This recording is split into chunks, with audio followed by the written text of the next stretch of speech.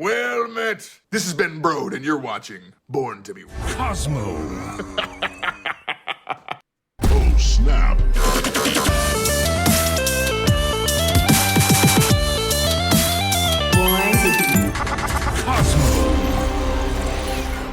Welcome to another episode of Born to be Cosmo, podcast where we talk about all things Marvel Snap.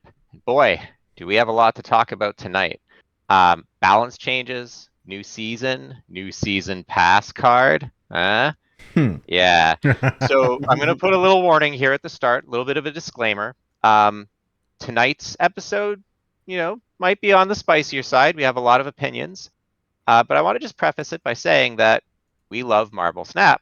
We're going to call out the things that we enjoy. We're going to call out the things that we don't enjoy. And, I think that we will tackle those with equal passion and authenticity. So just a fair warning to put it out there. Nate, Zombies, good to be here with you guys tonight. Howdy. How are you all feeling? Doing well. Happy to be here. Yeah, I'm looking forward to chatting about all the recent developments, because I feel like we haven't had the game flipped on its head in such a way in a very long time. Maybe since the release of High Evo? Yeah, High Evo is the first one that comes to mind. But This feels more significant. So yeah. Let's jump right in because there's a lot to talk about. So I thought we would start by talking about the balance changes that happened on Tuesday, September the 5th in that patch, because it does factor into the conversation a little bit, but I think that it's good context to have when we kind of transition and talk about Loki. So that was a previous OTA that flashed on screen. There we go. My bad. I fixed it. All right. Perhaps I gave you yeah, you just did that to torture poor zombies. So a pretty big update and some surprising changes and some, well, I think they were all pretty surprising. Yeah, I think maybe the only one that absorbing. wasn't surprising, absorbing, man. It was like, we expected that kind of. Yeah, so first change is Blade. The classic discard card, 1/3, discard a card at random, now discards your rightmost card, which for the discard enthusiasts, they will tell you is a huge buff. And Blade's awesome. Really cool change. I've been really enjoying playing with Blade. And oh man, nothing's better than like Sif and Blade on 4, double proc on the Apocalypse. Blade into Lockjaw, or especially if you like top deck the Swarm, and I mean safety's got to be like going to the moon, because he was always, I mean, Blade is where the Blade part of his name comes from, and he's always loved that card, and it has always been pretty bad. So it's nice to see them make it. It just shows the impact of removing the full randomness on a discard card, and how that can really make a pretty unplayable card rather relevant, which is always nice to see. Yeah, so I think we're all happy with that change. Now moving to the next change, which I think some people might be happy about, others, such as myself, are not, a nerf to Spider-Ham. So now instead of targeting the most costly card in one's hand, it now bonks the leftmost card, I believe. And the idea is that over time, the more expensive cards will drift to that side of your hand. But this is a pretty significant nerf. There are a lot of costly cards that become huge liabilities after they're bonked. Doctor Doom, Iron Man, Apocalypse. Apocalypse is like, that really was the one they named, basically. There was Apocalypse and like one other card where they were like, we didn't like how this card is like singularly destroying these archetypes, and I think that's a reasonable position to have. Yeah. But I also think this card got like nuked from orbit, and if they wanted to change it this way, I think the least they could have done is made it a 1-drop again instead of it being a 2-drop. I think I can see the rationale for why they didn't want it to always hit the highest cost card, but I think now at a 2-drop for hitting the leftmost, it's just like I went from playing Ham a lot to not really wanting to to play I Ham haven't at played all. it since I haven't played it since the balance change, but I have played a lot of Apocalypse, so I'm kind of conflicted now on this because I Yeah, do right. like Apocalypse. But yeah, it was a pretty harsh change. I think a lot of this had to do with player sentiment as well. It was funny, like there'd be like flare-ups of anti-Ham sentiment Oh yeah. amongst the player base, but it was a lot more sporadic than one might think. Anyways, Ham is dead, and of course they did this after we all opened our spotlights for the wonderful Rian variant from a couple weeks back. Oh, I saw so many people who were mad. They were just like, I just spent 3K on Ham. Are you kidding me? And Yeah, it's rough. I can't get mad at that sort of thing because I'll lose my mind. I'm not Yeah, it's saying just that the their nature of feelings the are game. invalid. They're totally valid. You know, you buy a card and with it being as expensive as it is, if it gets changed, you know, you're gonna feel feelings. Hmm. But I try to not think of it that way because it's an easy spiral to get into. Okay, next, Absorbing Man, a slight nerf. So Absorbing Man was buffed from a 4-3 to a 4-5, and then was nerfed on Tuesday back down to a 4-4. So still higher than where Absorbing Man started. This is more of like a little bit of a tune than a gut. So Yeah. little bit of a reduction on Absorbing Man, Hmm. so that the brood clones, I guess, Yeah, get a little just bit weaker. weakening the power of that combo. It's funny to me though, and this is why, and we'll talk about it more later. It's funny to me that this was they were nerfing the curve out where you essentially got like two 15 power lanes, and then like a few days later, we're having a 2-drop, the collector, end up being 15 plus power on its own a lot of the time. It's like, yeah, so if this tells you that, and that was a multi-card combo, right? To get the 2 lanes, you had to go Forge into Brood into Absorbing Man. You had to hope like, oh, the locations better not be bad for me. Like if they get filled up or whatever, or if they're restrictive, then the combo's not as good. Whereas like now we're seeing that happen with just like one card for 1 lane, and then the other cards are usually just powerful enough, stealing from your opponent. Plus, I mean, why is Loki 5 power? um, we'll save that for later. It's funny to see that this is clearly like they want the early game or like the curve out to not be as ridiculously like high numbers as we were seeing with the Absorbing Man deck, and now we're Yeah. seeing like arguably higher numbers. Well, that'll be a card to certainly continue to watch.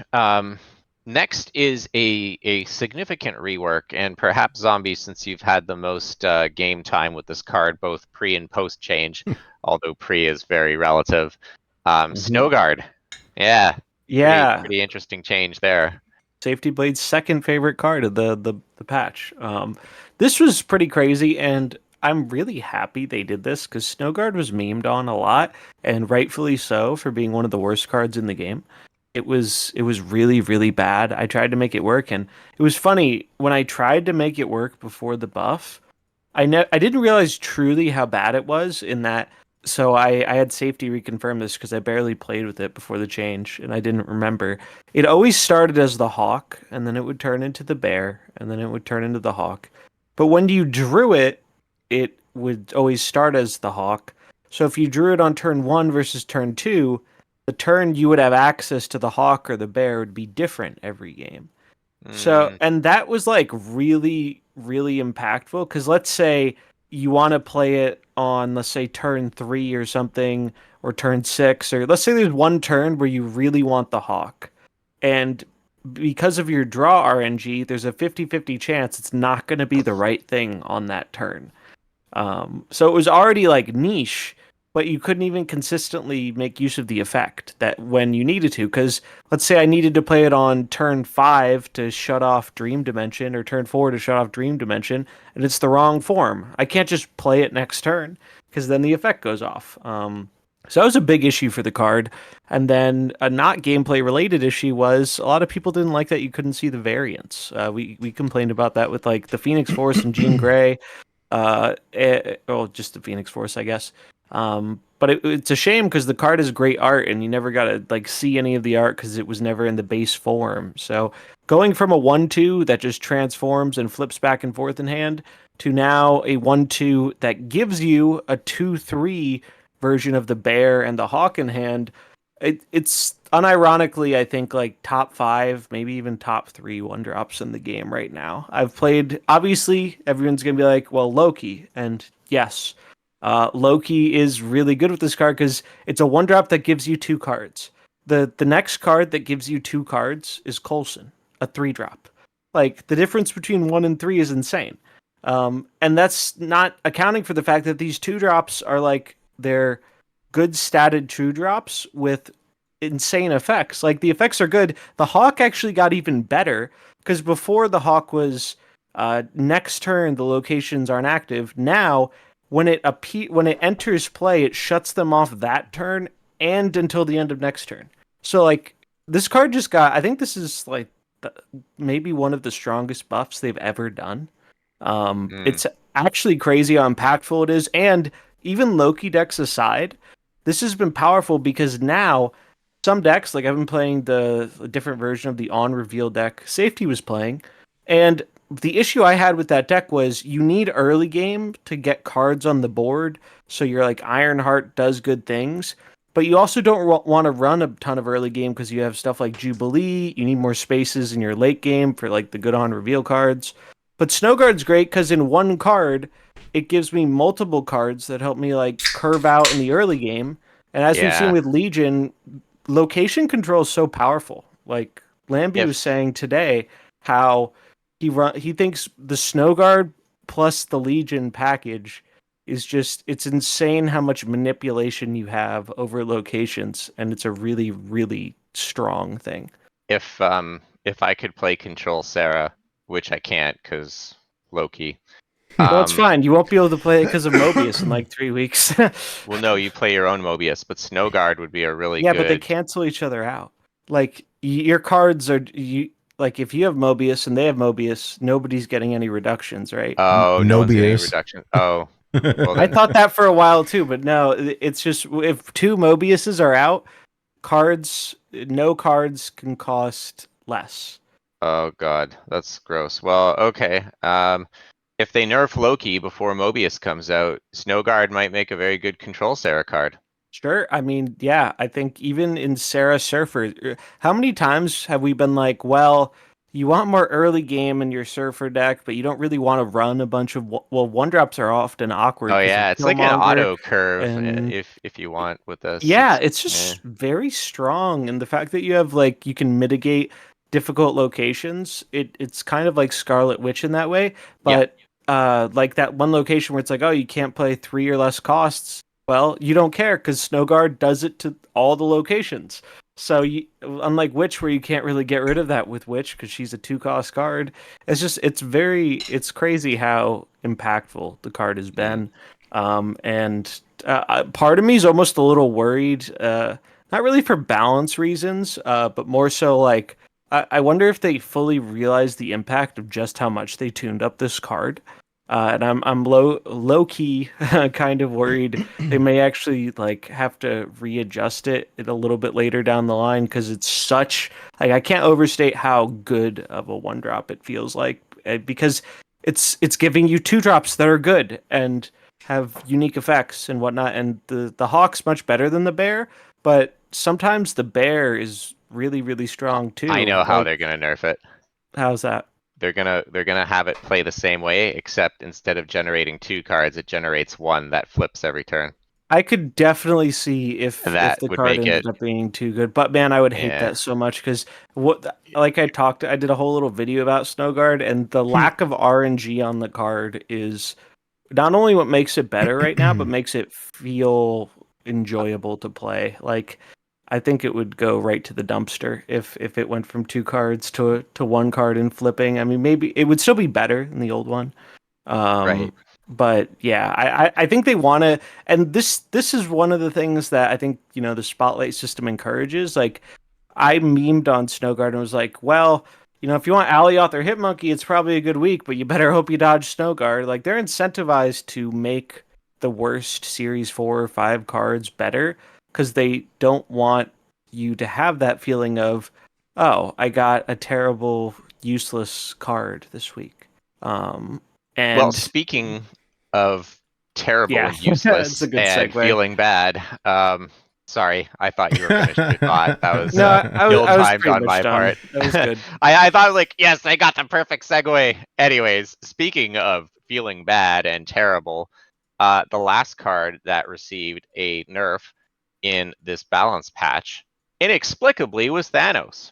Soulstone has been nerfed to no longer draw you a card, which is now making Thanos Kang and Galactus levels of bad, in my opinion. Yeah. It's probably not as dire as all that, but this really felt like a very left field change to me, and I think a lot of us are like wondering and left speculating and you know, preemptive nerf maybe.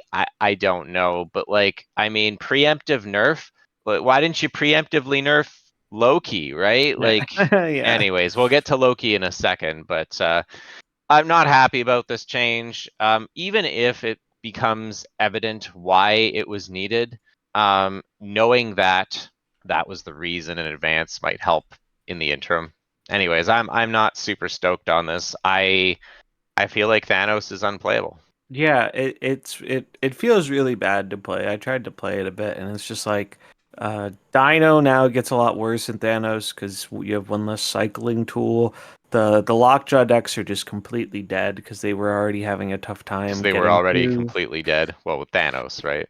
Yeah, I mean, some people made them work. Like the Human Spider is still doing good with it and whatnot, but I think that's more of a being a really good player with a very like medium deck. But it just it didn't feel good to me before, and now it feels Yeah. absolutely terrible. Yeah. And it, I don't. I imagine if they were trying to target like a current version of Thanos, it was probably like the Thanos control-y versions that were getting popular. But truthfully, like were they really that popular, and were they really doing so many things that were more powerful than other decks? Because I don't think anyone really felt that way, and I don't think the stats that we have access to really painted that kind of So in the picture. last 30 days, from rank 70 to 100 plus, Thanos control was 1.3% of the decks registered.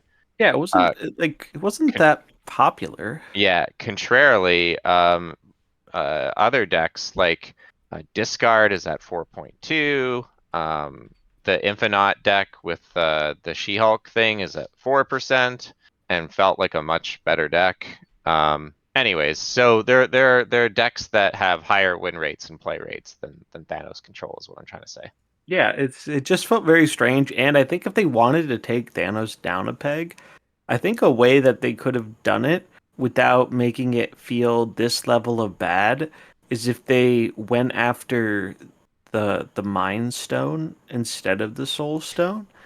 I mean, it still would have felt bad, and maybe that would have been a little harder to tweak. But I think there's a big difference in the fact that now you have two stones that do not cycle instead of one. Like that is overall I like the big impact I think of going this after Mind change. Stone would be just as bad because, like, that's just it. Maybe. You need to draw all your stones. That's kind of the whole thing with Thanos, right? Both mechanically and thematically, right? Like, Yep. you're gonna have a better time if you. The reason why, you know, all these top players always say, "Oh, if you got Mind Stone on one, it's an instant snap." Not for me, it is, It's but through your deck, right? Like it because you're gets you the other drawing, yeah, stones, and they get you through the deck, and that's always been yeah, like I've always loved the risk reward element of Thanos because Thanos has always felt like a puzzle. You're trying to draw through your deck. Your deck is you're drawing, but your deck is bigger, so you're not consistently seeing all the cards you want to see every game. That's why even though like X on 4 was really strong, well, you had to get your Time Stone and your Professor X, and that's happening a lot less than let's say a 12 card deck that runs like Psylocke and Professor X, right? Like you're just not seeing those two cards as often as you are in a smaller deck, and it always felt like a pretty reasonable trade off. yeah. And It didn't feel.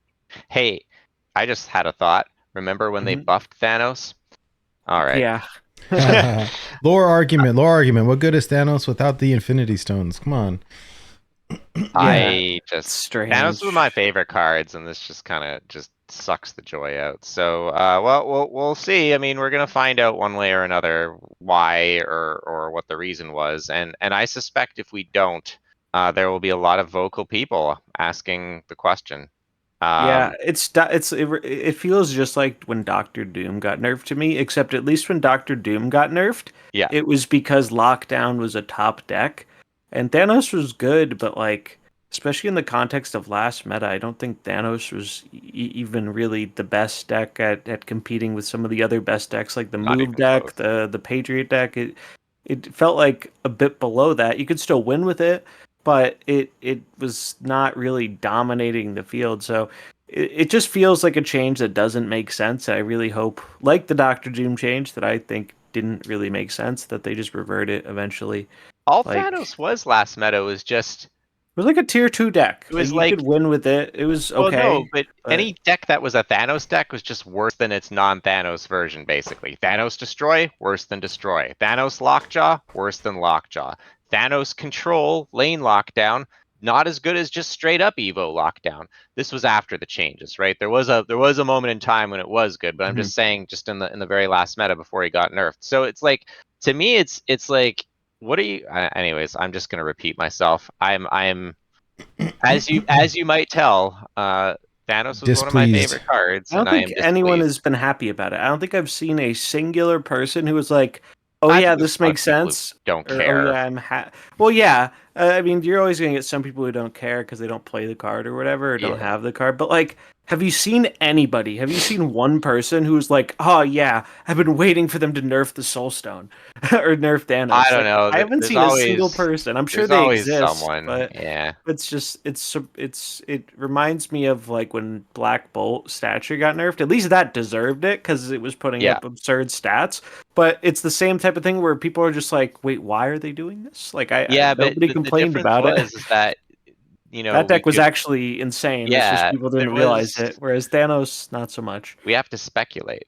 Well, let's move on because the next topic is something we don't have to speculate about. The season pass card, Loki.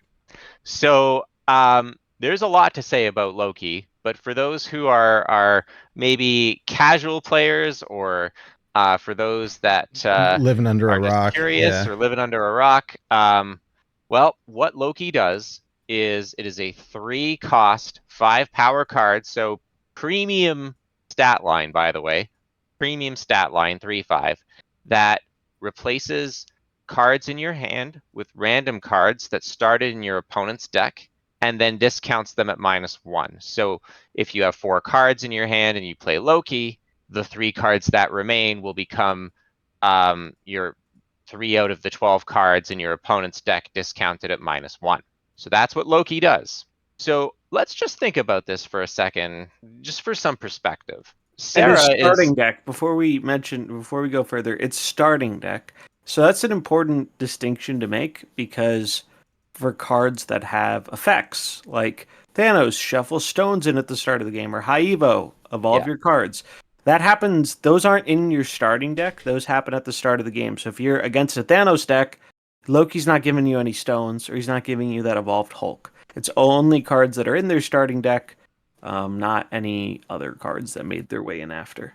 And that may sound like a little bit of an equalizer, but it's not, because even if you're playing against Evo, yeah, sure, your Hulk's going to be capped at 12, but it's probably going to end up costing you 4 energy instead of 6.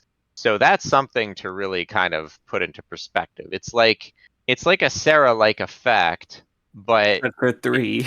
but a super premium stat line that Well, lets you play a lot of cards that lean into the effect that makes it even more absurd. So remember when High Evo was going to be what, like a 4/7 or something like that?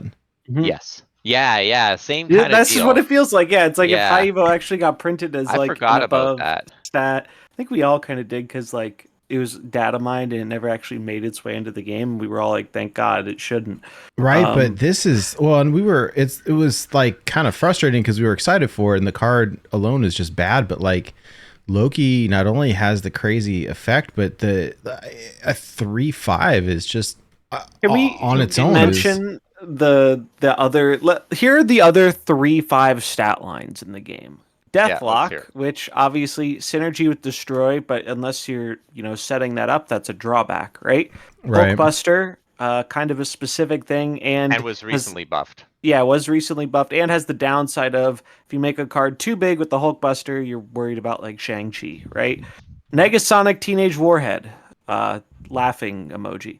Yeah. Which was also Polaris. buffed, by the way. Yeah, Polaris. Polaris is a good card, but like moving Probably the the card, universal best 3 drop, but I mean, and then Spider-Man. Polaris and Spider-Man, I think, are definitely the best two of the bunch, but both have like an effect that can be positive or negative depending on the situation. I think more often than not, it's positive, but it's not. You're not getting that 5 stats without having to adjust your play around it.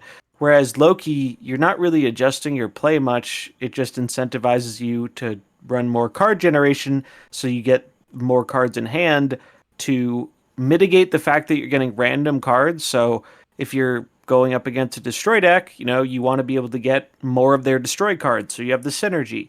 And I think that's part of the issue is there are so many good card generation effects that Loki is commonly hitting 5 or 6 cards. oh yeah. And that is without Quinjet, that's like a 5 or 6 mana reduction. And with Quinjet, that's like a 10 to 12 mana reduction.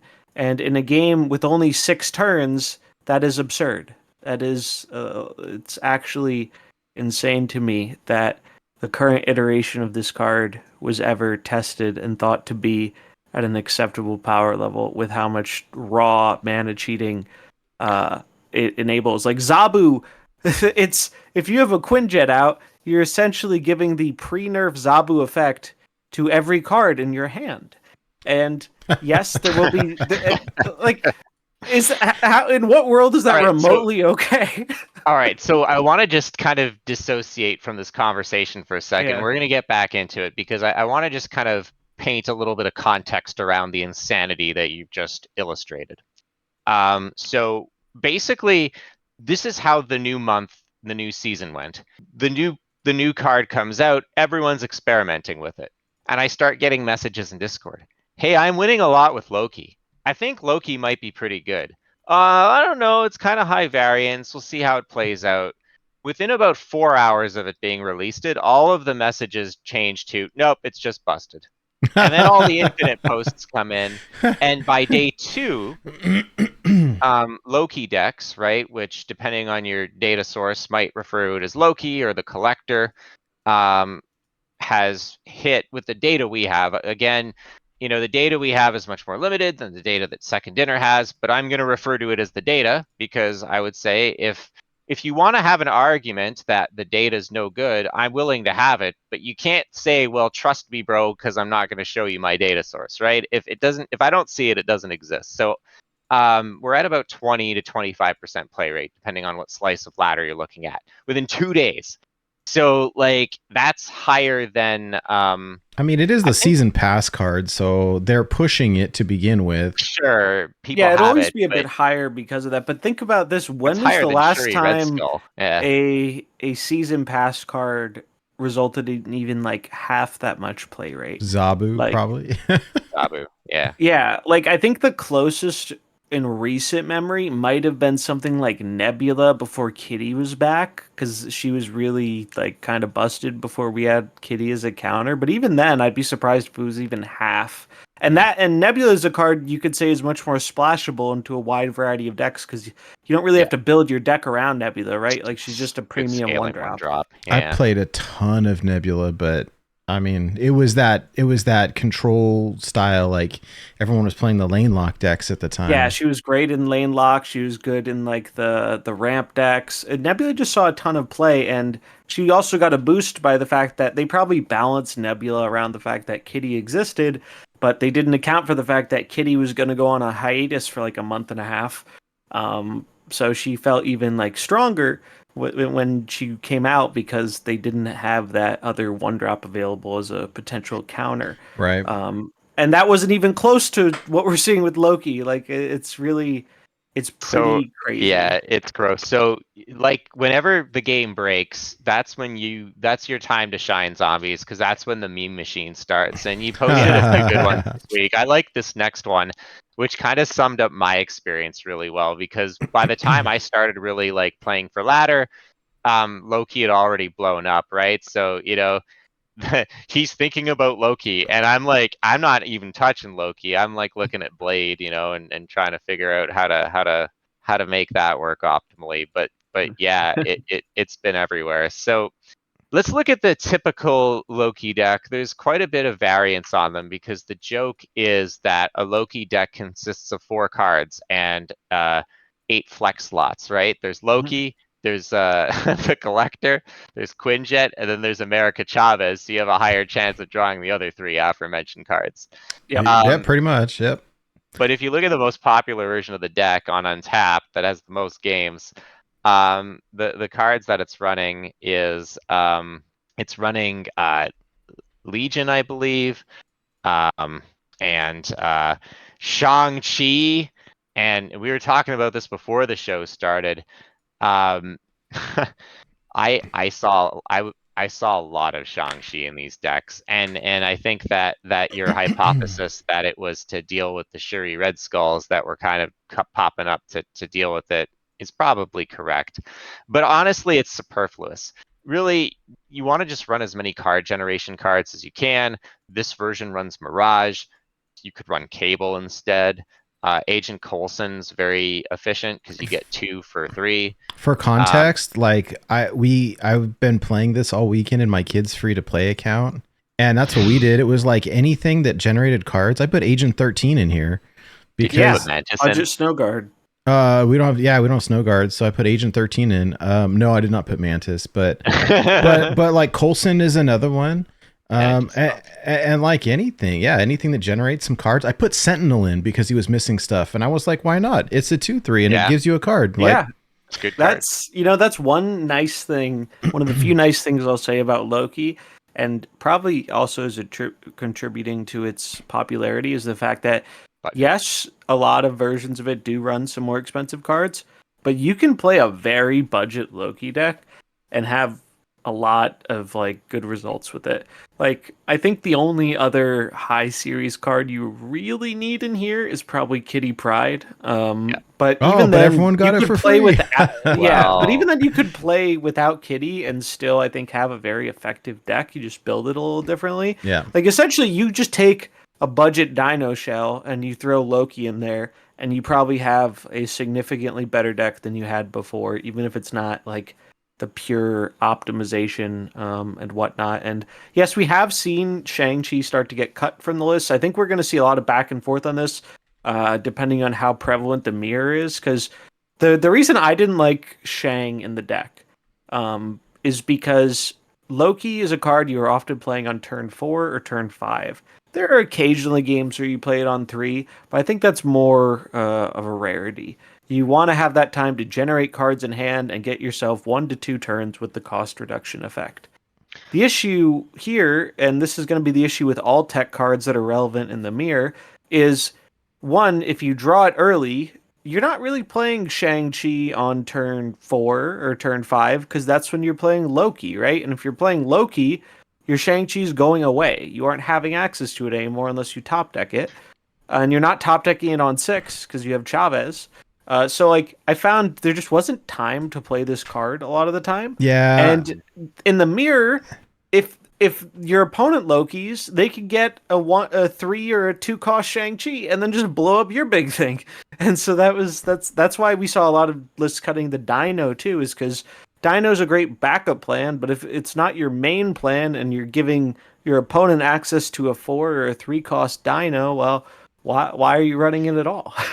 Just a disclaimer, the deck that we're showing on the screen right now is not the optimal way to play Loki. It is the most, it was the version of the deck that had the most registered games. My guess is that this was probably an early version that a streamer cobbled together and tweeted out and people just ran it, as is Yeah, usually it's the pretty case. close to Yeah, where I think the decks have gone. Like the core is still the same. Day one, Loki also didn't have Snowguard because the patch came a day after the Yeah. season released, or like the day after because it released at night. So Yeah. it's changed a little bit, but generally the core here is the same. Like every Loki deck runs Coulson. Pretty much all of them I've seen run Kitty Pryde Angela. People take their pick of the 2-drop that does generation. Some do cable, some do mirage. I'm honestly running both right now because I think there's some neat flexibility there. I had a game earlier today where one of the decks people are trying as like a counter to Loki is the Hela Tribunal stuff, because copying those cards is often a little awkward because they're also expensive anyway, and if they get the nuts, they just have way more power than you. Um, but I used cable against them and I stole their Hela. And they stayed in on a 4-cube game because they had Invisible Woman Modoc and they only had 1 or 2 cards left in their deck. So they played Iron Lad for that chance. It might have just been 1 card. They thought they were guaranteed the Hela, but they didn't know the Hela was just sitting there in my hand. So it was.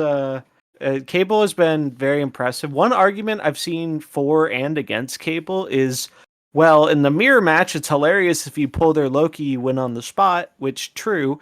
But one counterpoint I didn't fully consider is, well, you're a lot less likely to hit the Loki than, any of the other 11 cards. And if you do that and they haven't drawn Loki, you're increasing their chance of drawing Loki.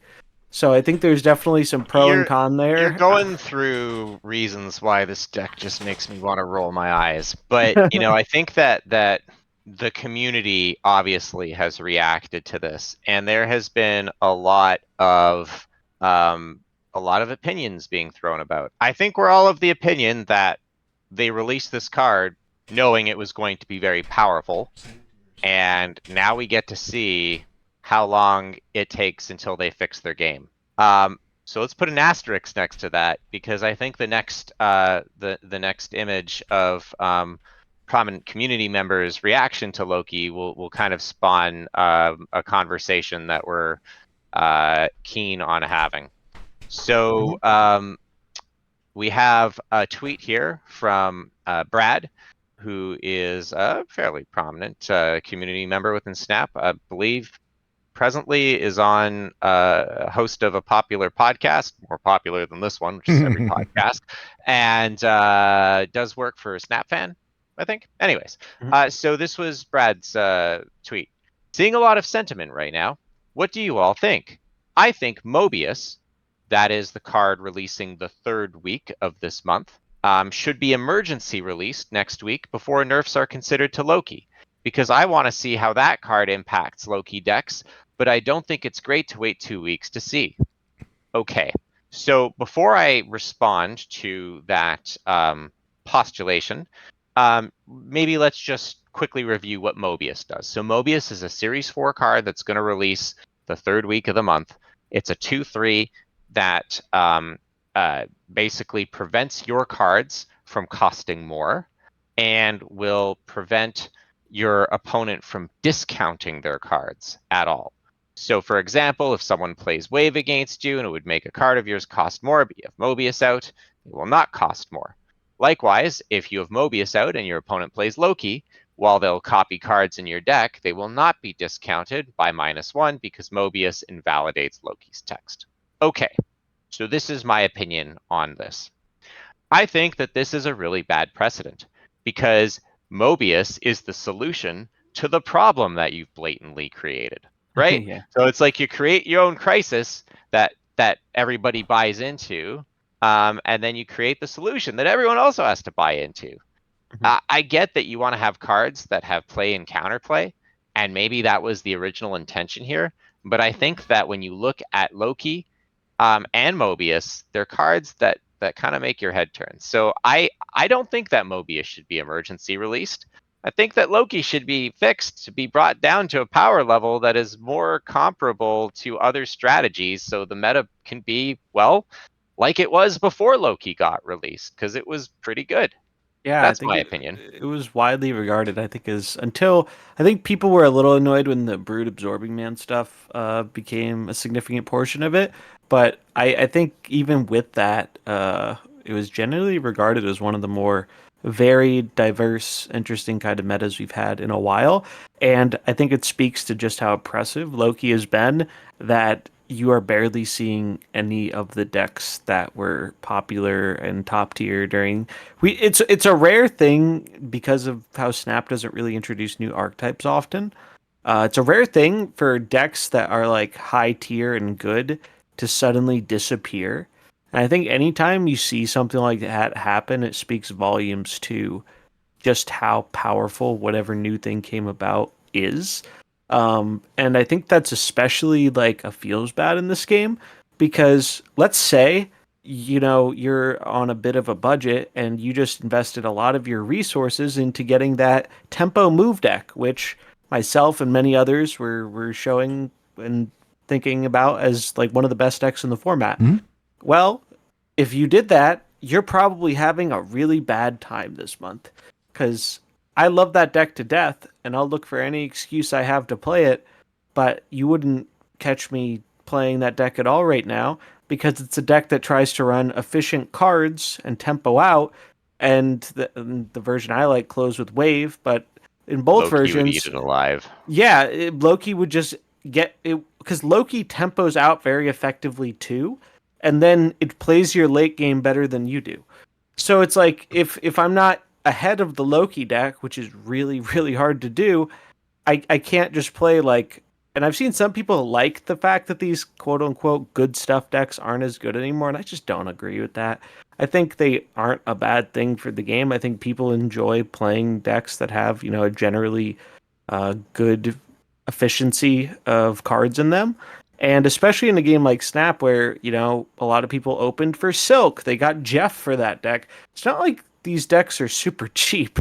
A lot of the decks are requiring some of the more expensive Series 4 and 5 cards. So anytime a bunch of those decks suddenly feel like they've just been knocked down, not I wouldn't even see knocked down a tier, knocked down like 2 tiers just because of how strong the new stuff is and how that recontextualizes the meta.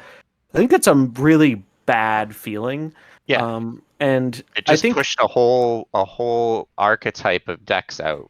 Decks that yeah, play lots of cards efficiently, whether it's, graduated throughout the game, like bounce or the good cards decks, or reactively like Miracle deck, because they all suffer from the same problem, right? You're just gonna get everything that the Loki deck takes in will get played.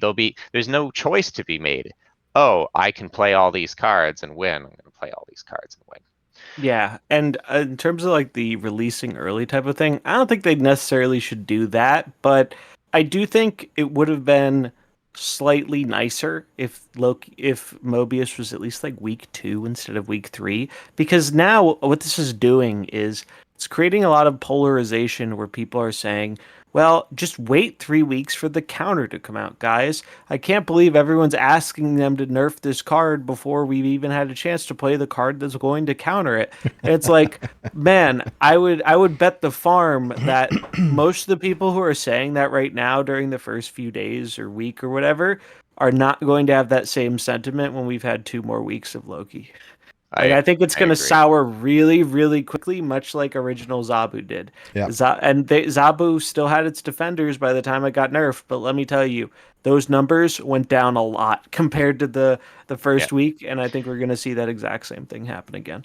Yeah, so I think the next take is actually a good segue into that. So Cozy had a thought on the release of Loki, and that is somewhat more introspective. Life as a game designer has to be rough, written in caps, sometimes LOL. New season pass card is bad equals outrage. Think Phoenix Force. Is Mhm. good equals outrage. Think, well, Zabu or Loki. Nerf season pass card to make it more balanced equals mega outraged. Well, I don't agree with this. Every time they've nerfed a season pass card while it was still available in the pass, or shortly Have they ever thereafter. done that? No, they haven't. Zabu was after they stopped selling it, Yeah, actually. That's pretty cringe. I don't think they've ever But done that. I Surfer, don't think, Zabu. yeah, if they nerfed Zabu earlier, I don't think there would have been outrage. And that's the only thing that is even Yeah. comparable to this. But I think that what Cozy's trying to illustrate is true. You can't win them all. But I would say this, right? The context is really important. You're always going to have people that complain no matter what. But like at a certain point, you can weight the level of the complaining, right? I think this is warranted. I think this is honestly, like we compare it to Zabu, I think this is worse than Zabu. I think the reason it Oh, I doesn't agree. feel worse than Zabu is because the game has evolved a lot since Zabu. Ladder has 8 cubes per rank instead of 10. Yeah, and you've got a lot more options of decks to play at the moment. I Yeah. don't know about that. I think that as Loki gets refined and its popularity increases, the number of decks you're going to be able to play will shrink. But because of bots pre-infinite, there's a lot more slack than there was. And I think that's why it doesn't feel as bad, and why the complaining journey that you were talking about, zombies, will get there, but I think it might take a little more time. Yeah, I think it will take more time, and I think that's why a lot of people are annoyed that people are complaining so early. Because and like I've said this before, like even when High Evo came out, and we all can look back and see at how busted that card was. Like how many cards in the High Evo deck got nerfed? Hulk, Wasp, the Thing, like, and they're pretty significant changes. So even back when that came out, I was like, give it a bit of time. We'll see how things, react and whatnot. But this is really the first card, and I think that's why people like me and I saw KM getting like flack for this too. Why we're saying this early and people are getting mad about it. It's like have any of us been like, I think people are treating it like people do this all the time, and maybe some people do, I don't know. But There are some people who do this all the time, but you don't. no, it's like I'm KM usually certainly on doesn't. the wait and see and whatnot. Like Yeah. I'm not gonna call something like. I think also part of it is the inherent nature of like clickbait and content and whatnot, and because it's Uh-huh. so effective, every time a new card comes out, it's like, oh, such and such card is insane, 70% win rate or something. I think that attributes to it because people get Sure. like baited into that, and the system reinforces using titles and stuff like that because people click it. People say they hate clickbait, but then all of a sudden people stop clickbaiting, and all of a sudden people don't watch. So it's kind of like a self fueling cycle there.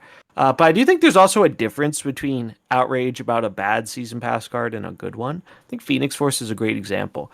We weren't really happy with how bad Phoenix Force was, but I think they're much more willing to buff a bad card than nerf a good one when it's in the season pass right away. Like we saw them buff Phoenix Force, and even though that didn't really save the card or make it a ton better, it was nice to see them take in that feedback and be like, yeah, we missed the mark with this on our internal testing, and we think the card should have a better chance at being played and useful and appealing to the player base. And so that was great, and I think people were generally happy with that, even though the card didn't end up becoming top tier or whatever. It also reminds me of like when Nimrod came out. Nimrod wasn't a bad card itself, but the context of the game when it came out, it was underwhelming. And though I don't think the level of outrage or being upset about a weak season pass card is anywhere near comparable to when we get like the really, really broken ones. And generally, I think they've been pretty good with season pass cards. Like I did a tier list recently of all the season pass cards from beta to now. I think there are like 16 of them or something, because beta started last June, I believe. And honestly, there really weren't that many outliers. I think the only cards I put in S tier were Wave, Zabu, and Loki. And then Surfer, I put in A, but like if it was original Surfer, it would be S tier. But like those are 4 out of 16 being like next level powerful. I think that's not that bad of a track record. And they haven't had a bunch of terrible misses. I think they've gotten better at finding that middle of the road. I think Dakin is a great example of that, where I wasn't very big on the card, but I think player sentiment towards that card was generally very positive because it wasn't meta defining, but it gave you a new thing to mess around with and discard and destroy. It didn't feel super weak, but it didn't feel overpowered. It was just kind of like a nice middle of the road kind of card, and I think that's what a lot of people are cool with season pass cards being. Now, I don't think everyone wants every season pass card to be like that. Like I was a little bored with Taken, but I think it's often healthier for the game when we have more Dakins than we do Zabus and Lokis. Yeah. Well, I think that the last impression we have, and there were so many, but these were the three that I think kind of summed up, just our experience of taking it all in, was from the Jolly Roger, and this is probably kind of where I sit. He writes, in my opinion, two ideas can exist at once. Loki is a fun card that creates variability in the decks you play with random cards and powerful abilities. And I think he's more charitable there than I'd be, but okay, fair enough. And two, the meta developing around Loki is reminiscent of the original Zabu days, where it came down to the fact that if you play the mirror, and we all played the mirror, we all played the Zabu mirror. I haven't played a Loki mirror, thankfully, because I'm being a hipster who refuses to play the card. Whenever we draw the thing, Zabu then Loki, Quinjet Collector now, you either snap or retreat depending on which side of the fortune you are on. This is the point I interpreted that W Marvel Snap is trying to make. I believe Loki will eventually be nerfed. 100%. It is without question that it's going to be nerfed.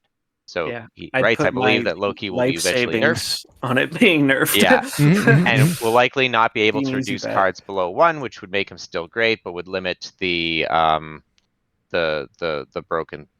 insane point dumps he creates in combination with Quinjet. I don't even think that's enough. I Not even don't remotely either, but close to being I enough. do agree that it will that Loki will eventually be nerfed. For sure. The question is when. And I know, zombies, that you and I are probably gonna like just foam at the mouth if they do the same thing they did with Zabu. So this season started on the 4th of September and is gonna end on the 2nd of October.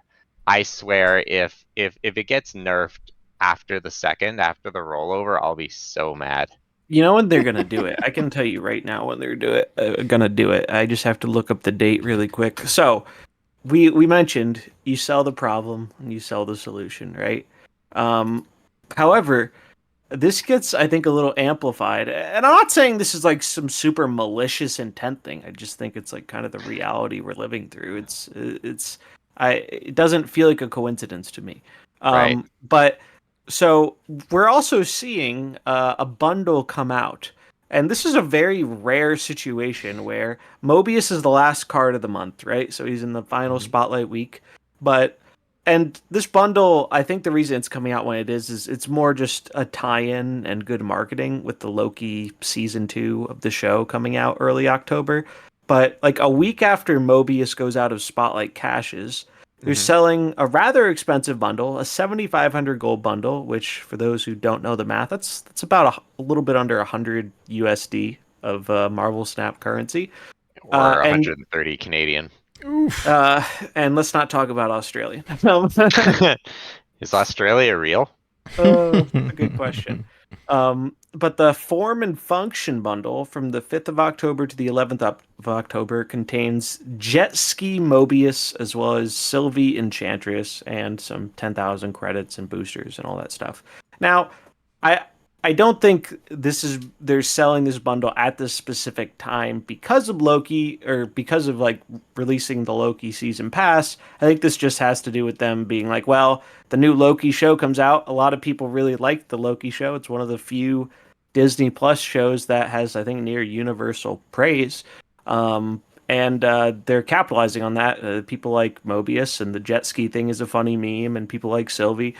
So they're selling this expensive bundle, but it's a very rare instance of them selling a Pool 4 card directly, like a week after it comes out. That's never happened before. So yeah. My hot take is the bundle leaves on October 11th. Loki gets hit with the bat on the 12th. Oh man, or whatever if they let it go, next if they let it patch go is for after another that. month, oh dear, that's Well, it's not gonna another be- month. It would basically be like a week after the season ends or whatever, because it's the right. So if they beginning. don't touch So if they don't touch it until a week after this season ends, that's a month, right? That's the Yeah. 12th, and today's the 10th. It'll have been a full month, but I think that's like the earliest. If they change Loki at all, this is my other bold prediction. If we see for the first time them nerfing a season pass card while it is still for sale, which I'm hesitant to believe is going to happen to begin with, but if it does happen, I think they are going to be incredibly light-handed with it, and they're going to do something silly like make it a 3/3 instead of a 3/5. They're going to try and take some of the power away from Loki himself, because to be honest, with how much mana cheat he enables and how much he pumps the collector, why is the card a 3/5? It doesn't need to be a 3/5. 3/5's an insane stat line. And it's part of what attributes to them being able to keep up such a big lead as they're playing out the initial early game, and not just, when they're spamming all the cards in the final turn. So that's my bold prediction, is if it happens, and it's a big if, it's going to be really light-handed, and then that's not going to be enough, and then they're going to go a bit more heavy-handed after it is out of being sold. Well, I say this not because I think you're wrong, but because there's a probable chance of you being right. You may want to take note of the timestamp in the video, Nate, but that is... Oh, snap. Focus on making the game fun instead of creating problems and solutions to drive sales. Yeah. I don't know. I hope that the macroeconomics show that is a more sustainable path. But what I've often seen is that as flawed beings, us humans oftentimes reward the worst behaviors. And well, I guess time will tell if this was just an unfortunate oversight or an experiment of things to come. I think it's a little bit of both too. Yeah. Like, I don't think it's. I want to be clear. I don't think it's like. I don't think they're being super malicious. Where it's like, oh, they. I have a feeling they did underestimate Loki, because what really, makes me think about this is when they told us why they buffed the Phoenix Force and why they were more conservative with how they released it.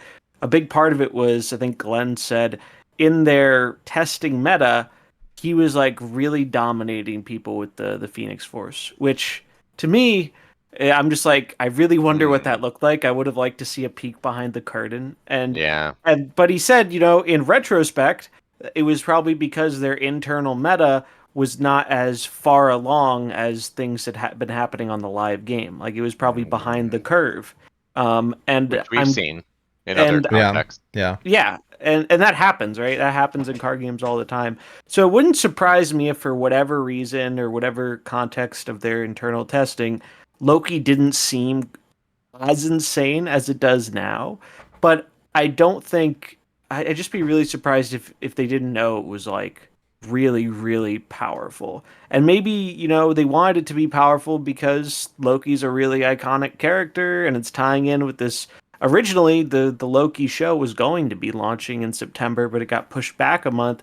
So, like, I think they really wanted to capitalize on the hype, and Loki's like a very beloved character in the universe. So I get it. Whereas opposed to Zabu, who had heard of Zabu before the season pass? I bet because Zabu's not in the MCU, right? And that's where a lot of like the more generalized Marvel base knows the characters from, right? That's all I know the characters from. That's probably most people. Obviously, right. you have some people who are more into the comics and know like the old lore, but I don't think that's like the majority.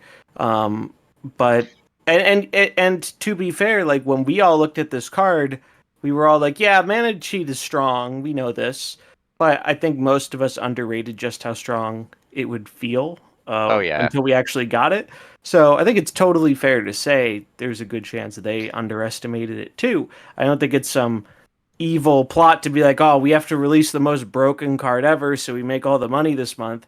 I think they were just probably a little more likely to be like, well, this seems powerful, but it's an iconic character and we think it's a fun effect. So we'll make it more powerful and we can always dial it back later, because worth remembering, when the Zabu stuff happened, OTAs weren't a thing. The Zabu change was actually the first OTA we ever got, because if you remember, we got a patch right before that season, and they didn't nerf Zabu. Yeah, and we were all losing our minds I because we were like, oh my god, another month of this. I've never been closer to quitting the game. than when they patched before the new season and there was no Zabu or Surfer nerfs. I wasn't even mad about like Surfer, but Zabu was just too much. Yeah. And then they knew it was bad because they had to release a statement that was like, we know these are broken and we're going to be doing a non-full patch or whatever that's going to adjust these cards in a few days. So if you're wondering why they're not here, it's because we had to lock the patch in ahead of time, but don't worry, we're dealing with it.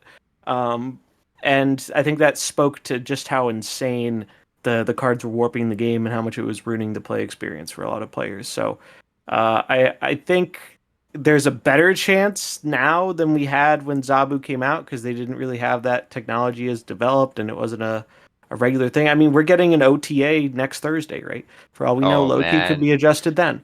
We'll see. But I'm also not holding my breath because I could see them wanting to give it a bit more time as a season pass card. Yeah, I think they'll wait. As much as I don't want them to, like, I think they'll wait. Yeah, and they'll say, "Oh, we'll see what counters pop up." Like everyone, because look how long they waited. Cerebro 3, like because look how long they waited to hit Evo meaningfully. They might eat around the edges to try and placate it or chip it, but they won't. They won't actually like get to the core of the problem until the second or third time. That's what I think too. Yeah, I think if they do hit it sooner, it's going to be a light nerf. Very light. And the funny thing is, if it does get a light nerf, I bet it'll actually look more impactful than it does initially in data, because as we've seen, nerf card syndrome is a hell of a sickness. People they see a nerf on a card and they're like, nah, I'm good. I don't really want to. It's the Toy Story meme. I don't want to play with you anymore. Yeah. It's just what happens. Like Hitmonkey's still been great in bounce, and how often do you see bounce? Well, we don't see bounce because of freaking Loki. But yes, before Loki, bounce even was before, pretty yeah, good. Yeah. I was a big bounce proponent. It was still quite good. So I think that let's pause on the Loki conversation, because I think that after the next section we're gonna be reviewing some of the decks that we've played this ranked season so far, and I suspect that those conversations are gonna drift back into the realm of Loki, because our play experiences either with the card or against the card, I think, loom really large. For the next section, while we review everything that was data mined out of the patch, I propose, in the interest of time, that we take a little bit of a lightning round approach. There are two broader topics that I want to pause on when we reach them, which is a conversation about some information we learned about spotlights and variants and the cards contained within. So we can pause and kind of have a little bit of a double click on that.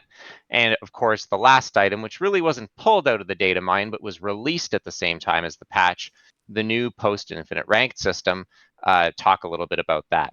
While some of the cards and other things that we'll review might be interesting, we'll probably do deep dives on them in future episodes. So in the interest of time, that is my proposal. Hopefully that's not too limiting, but there's a lot to go through because there was a lot of stuff mined. Yeah, no, that's good. I like it. Yeah. All right. So first things first, the next battle pass was mined, and Elsa Bloodstone's going to be the new card of the month, and Blade and Ghost Rider are going to be the battle pass variants. Interesting choices. Ghost Rider. Oh, they're Halloweeny, that's why. Yeah, they're Halloweeny, but they're both cool cards. Blade just got buffed, and Ghost Rider's always been right on the fringe. He's been creeping back, really right? Good. Yeah. We had the whole super secret Ghost Rider deck, which now probably gets relentlessly clowned on by Loki. Yeah, it was good for 5 minutes. Yeah, it was fun, but also worth noting, Elsa was buffed from her previous data mine, or changed. I think it's a buff. Some might argue differently, but originally the old version of Elsa was a 1/1 that if you're winning this location at the end of the turn, she got +1, and it was kind of a neat design. But I mean, I think we already have a lot of snowbally 1-drops, and so it was cool to see that when this data mine happened, Elsa had been changed. And this is why it's always important to take further out data mines with a grain of salt. When Loki was first data mined, he didn't have any stats or cost. We just saw his effect was Mindscape, where you swap hands. Also and tilting. And I was like, oh man, I sure hope they don't release the card like this. And the monkey's paw curled. There But you go. Elsa now is a 2/2 that whenever you play a card, if it fills a lane, it gets +3 power. Oh, they're And so gonna nerf Kitty Pride. yeah, Kitty and Jeff are like absolutely absurd with this card. And Jeff Yeah. is great because it's a lore win. Because as I learned in the lore, Jeff spent some time with Elsa Bloodstone. She was like his caretaker for All right. a while in the comics. Good lore call out. Thank you, zombies. All right, so that's Elsa. So a 2/2 gets +3 when the location's filled, and if you can fill it multiple times, then it can get multiple +3s. Even if you only neat get one, that's it's a 2/5 2/5 in stats. premium. Yep. If you get two, it's a 2/8. Like it's pretty It's nutty. If you pretty get Kitty nutty. Pride, well, oh god, like think about that. How quickly Kitty can just keep getting pumped. Is this the next, Sherry Red Skull Kitty card? No. But I'm sure that we'll have a lot to talk about it next month when it gets released. The next card that's being released was also changed from its original data mine. Black Knight, a 1/2 that when you discard a card from your hand, add the Ebony Blade to your hand with that card's power once per game. So this is the next card you discard after the Black Knight is revealed. The Ebony Blade is a 4-cost 0-energy card, but that 4 cost will remain constant, but the power will scale with the card's power. So the dream here is you discard Apocalypse, and it Or becomes Infinite. or Infinite, and then your Ebony Blade becomes a 4/12 or a 4/20, and away we go. So it'll be interesting to see how good that is. It's pretty ambitious because it's like a 2-step. So I think it's going to be pretty high roll and probably not great, but we'll see. It's pretty cool. Black Knight. It's better Cool with the new design. blade now that you can its discard is a little bit more targeted. Yeah, that's true. Yeah, it seems fun. I know some Destroy fans are a little sad because a lot of them have been waiting for this draw a card and destroy for the consistency. But as we've talked about before, even something where it's like destroy this draw a card is pretty insane in Snap. Yeah. And they've spoken about how they want to be very careful about how they introduce draw effects because it's a 12-card deck. Drawing in a 12-card deck game is not the same as drawing in a 30 or 40 or 60 card deck game. Yep. It's a lot more impactful, so they're more careful with it. It'll be interesting. I think it's going to be neat to see how people mess around with this in discard. I like discard, so I mean this might be an ambitious discard card, but it's an archetype that I enjoy. So I'm happy to see. I like to see that they're adding to it.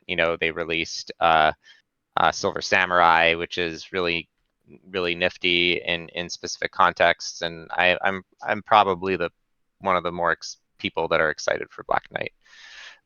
Okay, so then week 3 we have week 3. I guess it's a 5-week season, October. It is. Yep. Week 3 is Werewolf by Night. And Werewolf by Night is a 3/3. Oh, I think you Surfer actually alert. skipped over one. I think the first week was Man Thing. No. And then we just have them out of order then. I have them out Okay. of order. My bad. That's I'm okay. doing them We in can the order keep they the were order. dumped. No, that's fine. Okay, I mean, so whatever. what we'll do is we're gonna actually review the spotlights and the orders that they release, including if there's Series 4 and Series 5. So for now, assume that I'm talking in the wrong order. We'll put in the correct order, and you can admonish me in the YouTube comments about how poorly I prepared this week's episode, which is pretty true. All right, so next card we're reviewing, not in chronological release, is Werewolf by Night, a 3/3 Surfer alert, by the way. Say the line, Bart. After you play an on reveal card at another location, move there and gain +2 power.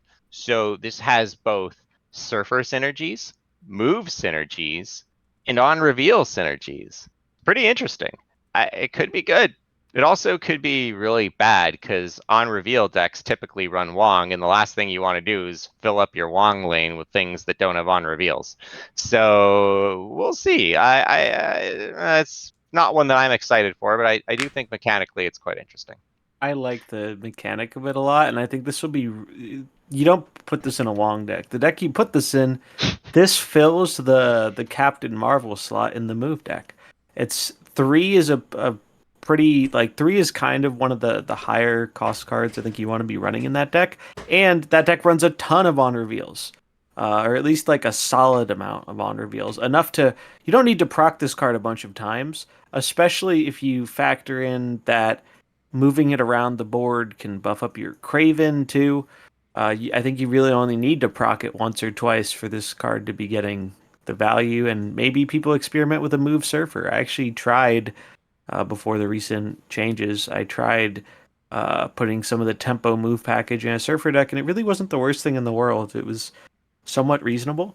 So yeah, I love the design of this card, and in a weird way, I think like one of the reasons I'm excited for it was because back in it the art reminds me of Gen Greymane a bit, and I love Okay, playing that yeah, card in yeah. Mercenaries.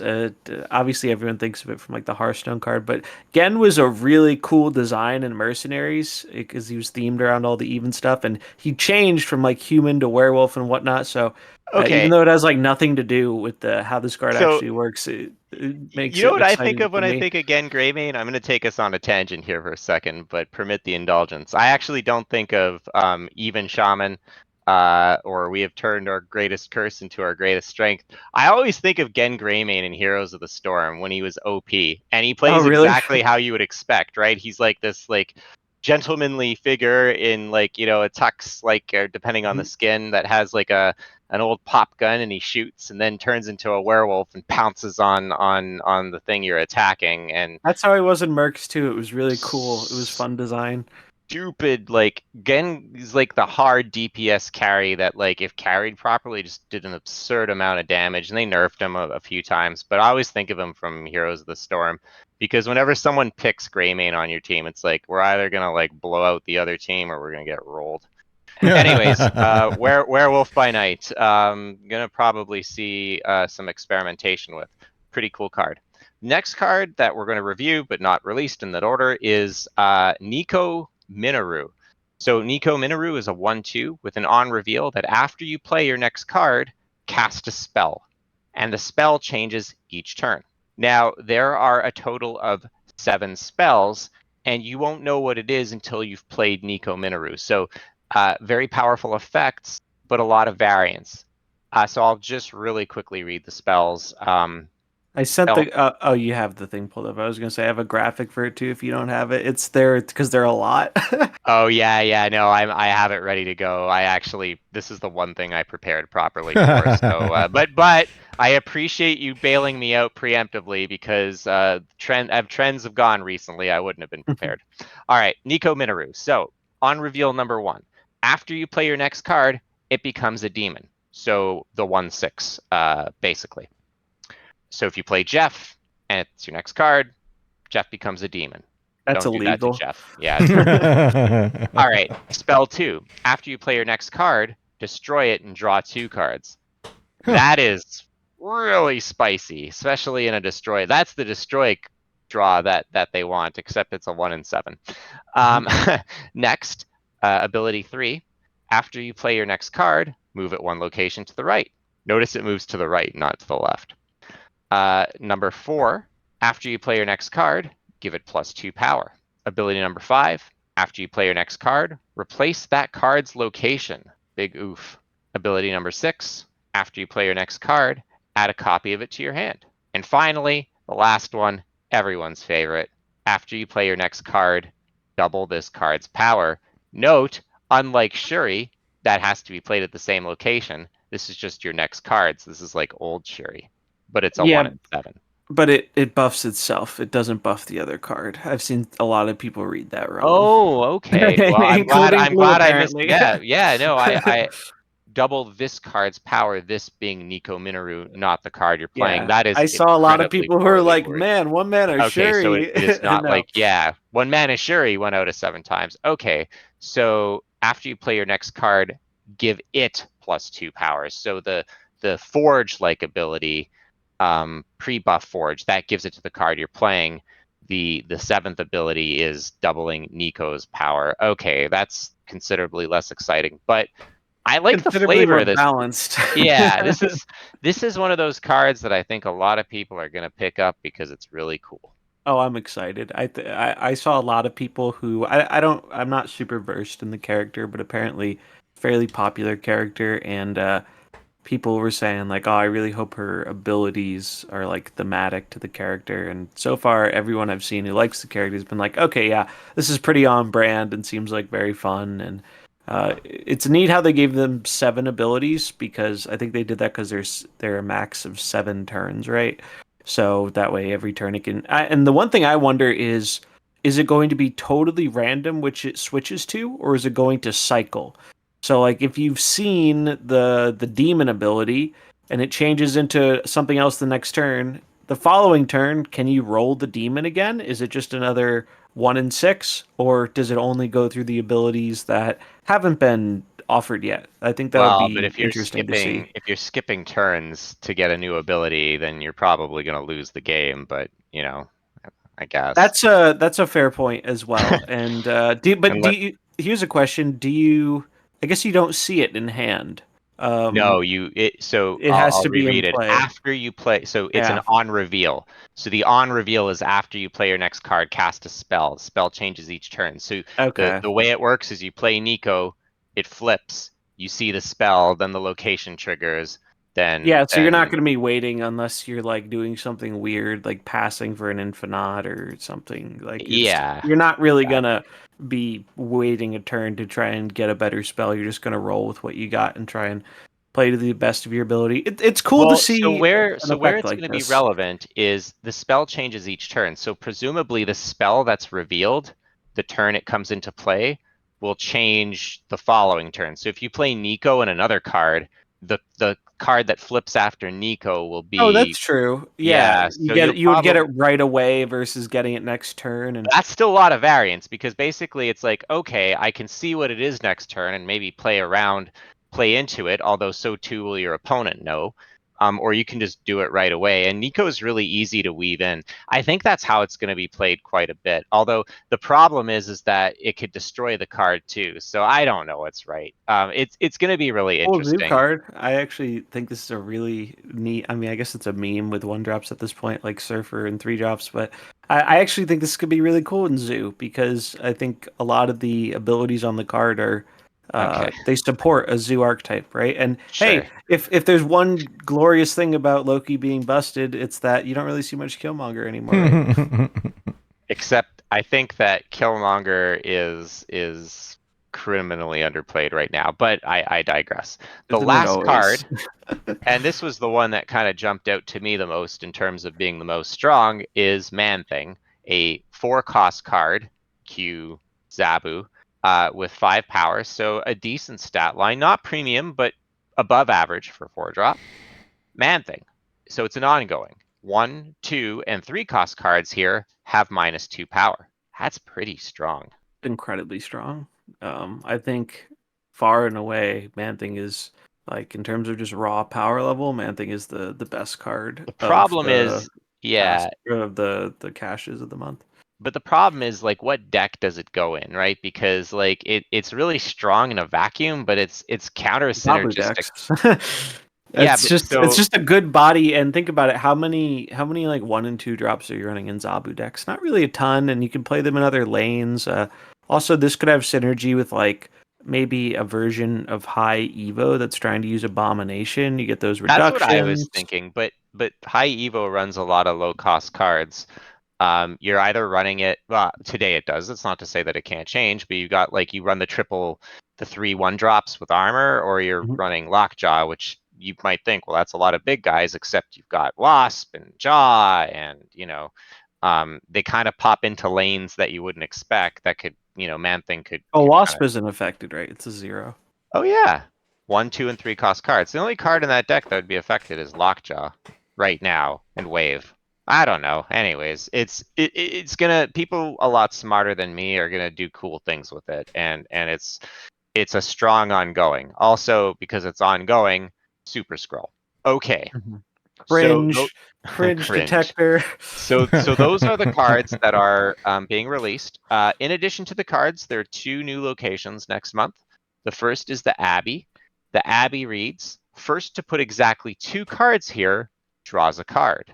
Oh, I I like hadn't that. seen this. Huh. Yeah, that's pretty cool. It's like a more hyper competitive Asgard.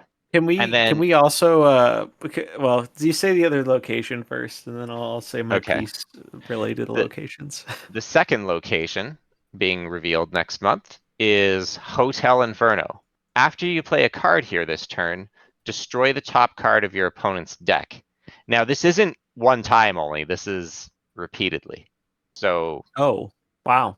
That's interesting. yeah. Null stonks going through the roof. Hotel Inferno, yeah, this is another like destroy card. And it will proc null because and Beyond death destructional, because yeah. destroy, right? Like I mean it's not like discard where it doesn't count. It's destroy. It's also gonna be really annoying to like mill.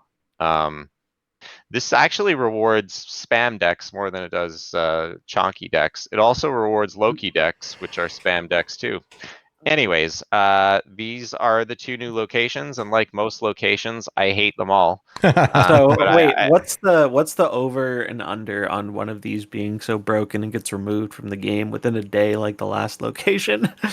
um, the Abbey, I don't think breaks the game, although it's going to be a very polarizing effect. Hotel Inferno is a bit alarming to me because it does the thing that tilts a lot of people. It prevents you from playing your cards, right? So it's going to be a lot of random. It also gives you information. Is it only the turn it reveals, but multiple procs? I could see that wording reflecting that. After you play a card here, because you know how some locations like they have a after you play a specific card turn. here this turn, but like Yeah, is it the turn I think after it's it'll revealed probably or? no, so like whenever it gets revealed, right? So on turn 1, 2, or Oh, 3, that probably makes more sense. Yeah, that I makes I think agree. that's a still good call it's out. still yeah. It's still This pretty turn nutty is because if you still can annoying. spam the board a bit, you get some mills and Is this why they definitely nerfed? Is punishing this why they the slower preemptively decks. nerfed Thanos? Yeah, oh my god, yeah. Because of Hotel Inferno, yeah. I don't Can't have know. a It mill in just their kind deck. of well, That's it funny. all clicked because you're like it's only this turn, which I guess that is a fair read. I'm still salty about Yashida base having such weird wording. Yeah. I saw that location, I think like 3 total times, and the first time I saw it was in my final game of Infinity Conquest, and I didn't fully understand how it worked because it was my first time seeing it. So I played a Magneto on the right to pull opponent's stuff over, and I was like, well, I played the Magneto, their stuff got there last, it should blow up, right?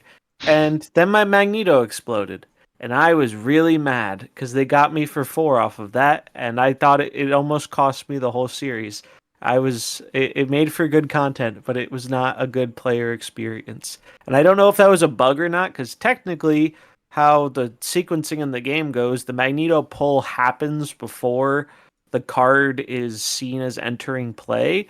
However, they have confirmed like cards moving into the location should be getting there last, I think, is what I think they confirmed that somewhere, where it's supposed to affect move stuff. And that's actually one of the reasons it was disabled because it wasn't consistently working how they intended, I guess, where sometimes like I saw someone move a Jeff in and it didn't blow up one game, but it blew up the next game. It just, there Oh, were definitely weird. some bugs with it. And also, the wording was weird on it. Like the last card to get here. What does get here mean?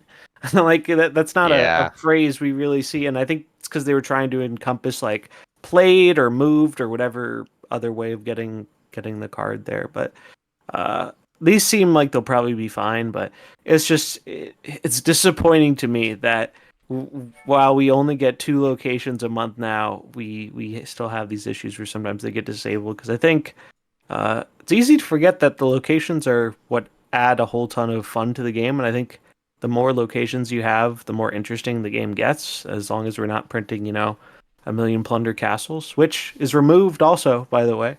My least favorite location Yeah. ever. You probably like it now that you're a Lockjaw enjoyer. I mean, I played Thanos Lockjaw when it was a thing. It still irritated me. I just I don't know. The sandbar was worse, but it was only in the game for That's like a another day. one, yeah, that got axed. That'd be All right. something funny to look at next time or another time. What ones So got removed? we have a graphic of the schedule in October with the new cards and the adjoining spotlight variants that were data mined that are going to go into them. So we're going to talk a little bit about the repeats in a second. We'll get there.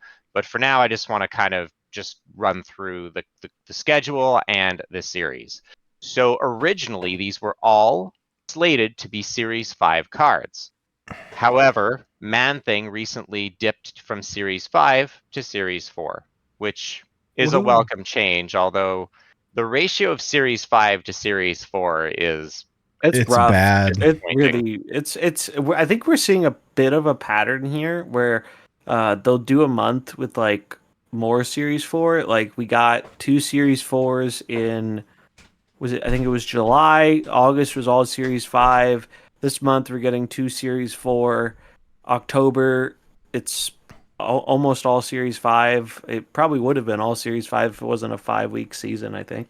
October's rough because there's a lot of cards I want, and well, we'll have our conversation about spotlights. So let's just go through the series here. So first week is the first week is so it's a 5-week season, starting from the 3rd to the 9th of October. That's the release of the Battle Pass. There's no new card in the cache, and there will be variants for Thanos, X-23, and Echo. Then the following. No, go ahead. Yeah, sorry, go on. Oh no, I was just saying it's kind of funny that we're getting like all the cards except for I think the battle pass card for this month. Like all the cards that released last month, X-23, Silver Samurai, and Lady Deathstrike are all showing up in like the first 2 weeks, which is, I mean, I think it's good that they're giving people a second shot at these cards. It's just funny to see them come back so soon when others like don't. Makes me feel not as bad for not getting the Silver Samurai, but now you gotta get Silver Samurai and the variant because like that is like an S tier variant. Oh, I know, it really is. So that's the second week. Man-Thing, the Series 4 card, alongside Silver Samurai with the Rian Gonzalez variant. If you already have the card, really beautiful variant. Lady Deathstrike, that was recently buffed with a pretty spiffy looking variant for her as well. Week 3, we have Black Knight alongside 2 Series 4 cards, Stature and MODOK. Those are some ugly spotlight variants for them. My goodness. Stature's okay. I actually don't hate them, but like I don't it's not even like for me most of the variants aren't really doing a whole ton for me. These variants kind of suck, I think. Like they don't do anything for me. I mean, it's always going to be different person to person, but for me, I'm a little thankful looking at this month because I'm not thankful when I see there's so many Series 5s, but I'm thankful that there aren't a ton of like variants or whatever that I'm really interested in going for because I own most of the other cards here except for the Man-Thing week, and I don't really want those variants. So another month of hoarding. Looks like Lotheb. Yeah, it does. Oh my god, I've seen so many people say that, and it's immediately what comes to my mind. Got that it's just a swamp creature. Yeah, it does look just like Lotheb. I see a Dan Hip Phoenix Force in there. Yeah, so that's week 4. So we got Nico Minoru releasing alongside Dan Hip Phoenix Force, which I love the Dan Hips, and I actually think that this one's fine. A lot of people were not too into it. It makes me uncomfortable, and I don't know why. There's something about the face or the egg, or there's something, and I love Dan Hips, but there's something that just like rubs me the wrong way about the aesthetic of this card. You're never gonna see the card anyways because it's Phoenix Force, so I know. Let's not even go there. And a really awesome new variant for Kitty Pryde. Kim Jacinto. I saw a lot of people thinking this was Peach from Mocha, but it's actually a Jacinto. Yeah, that's what I thought at first as well. Looking in style though, for like it's really good. And then last week, going into November, is the Werewolf by Night Series 5 that's releasing us alongside Silk once again and Ghost Spider. Those are some cute. I like the ghosts. I like the babies. It's a baby ghost spider, and the silk variant looks really good. But like, I mean, how many like sick We've got variants like does 8 silk Yeah. have? million Like, silk variants yeah, at this Like point. so Swarm, she has a bunch of great ones. What's one cool thing that I think is like worth mentioning is maybe not so much the first 2 weeks, but it's cool to see they're actually trying to like do a little bit of theming in some of these weeks. Like oh Black Knight is yeah, the discard week, so Black Knight's discard, Statue's discard, Modoc's discard, and then the bottom one is like all moves, like Werewolf, Silk, Ghost Spider. It's all move stuff. The other ones are a bit more flexible, but I think it's generally a good thing yeah, that they because like if you the way people are saying to engage with the system, right, is you want to have 4 saved up and then you go for that week. And if they are making it more appealing, where, well, if you're really a big discard player and you want to go for Black Knight, you can also go for other important discard cards, or maybe you just want to get the variant for one of those cards you play a lot.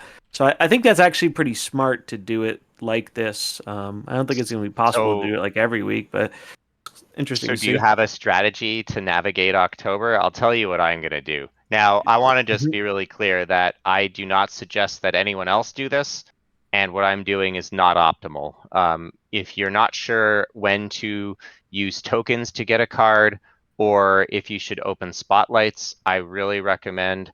I feel like we do this every episode, but I'll plug it again.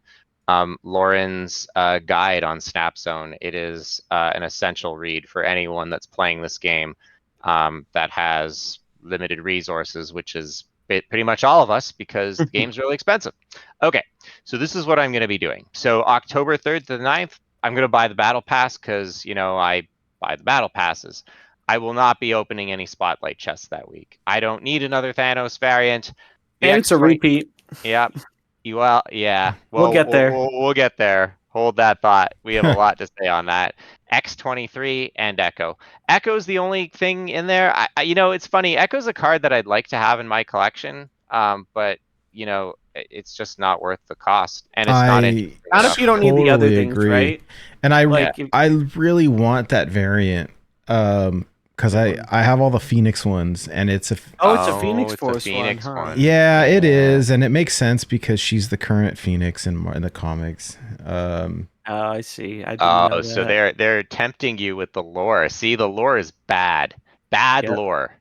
It It is a pretty it's sweet a variant, beautiful actually. card. It's Yeah. really nice, but Echo has like great variants. That's probably And the nicest thing I can say I about think Echo. Echo's a respectable card. It's just Yeah, it's not I bad. It's just not must have, I yeah. right? Like don't it's I spent the tokens on it and I don't care much for it. You have to really be it's weird to play it. It's difficult to a play. very specific Oh, card. well, Like if I you own think, it already, you might high roll and yeah, my just yeah, keep luck we'll talk gambling. my more about luck on that. that is so Yeah, poor that I and I know. have all the other cards that it just seems I bad know. to me. You Oh. never high roll. You have to if you want something in a given week, Well, you just have mentally to stream prepare it, that you're Nate. gonna yeah, you just That's have how to I did stream it. it. That's how I Yeah, got well, I Dan streamed Hip it and last Spider week. Ham. I got punished last week when I opened my spotlights. True. Remember, I had to go 3 out of 4. It was such a feels bad. All right, so no spotlights for me week 1.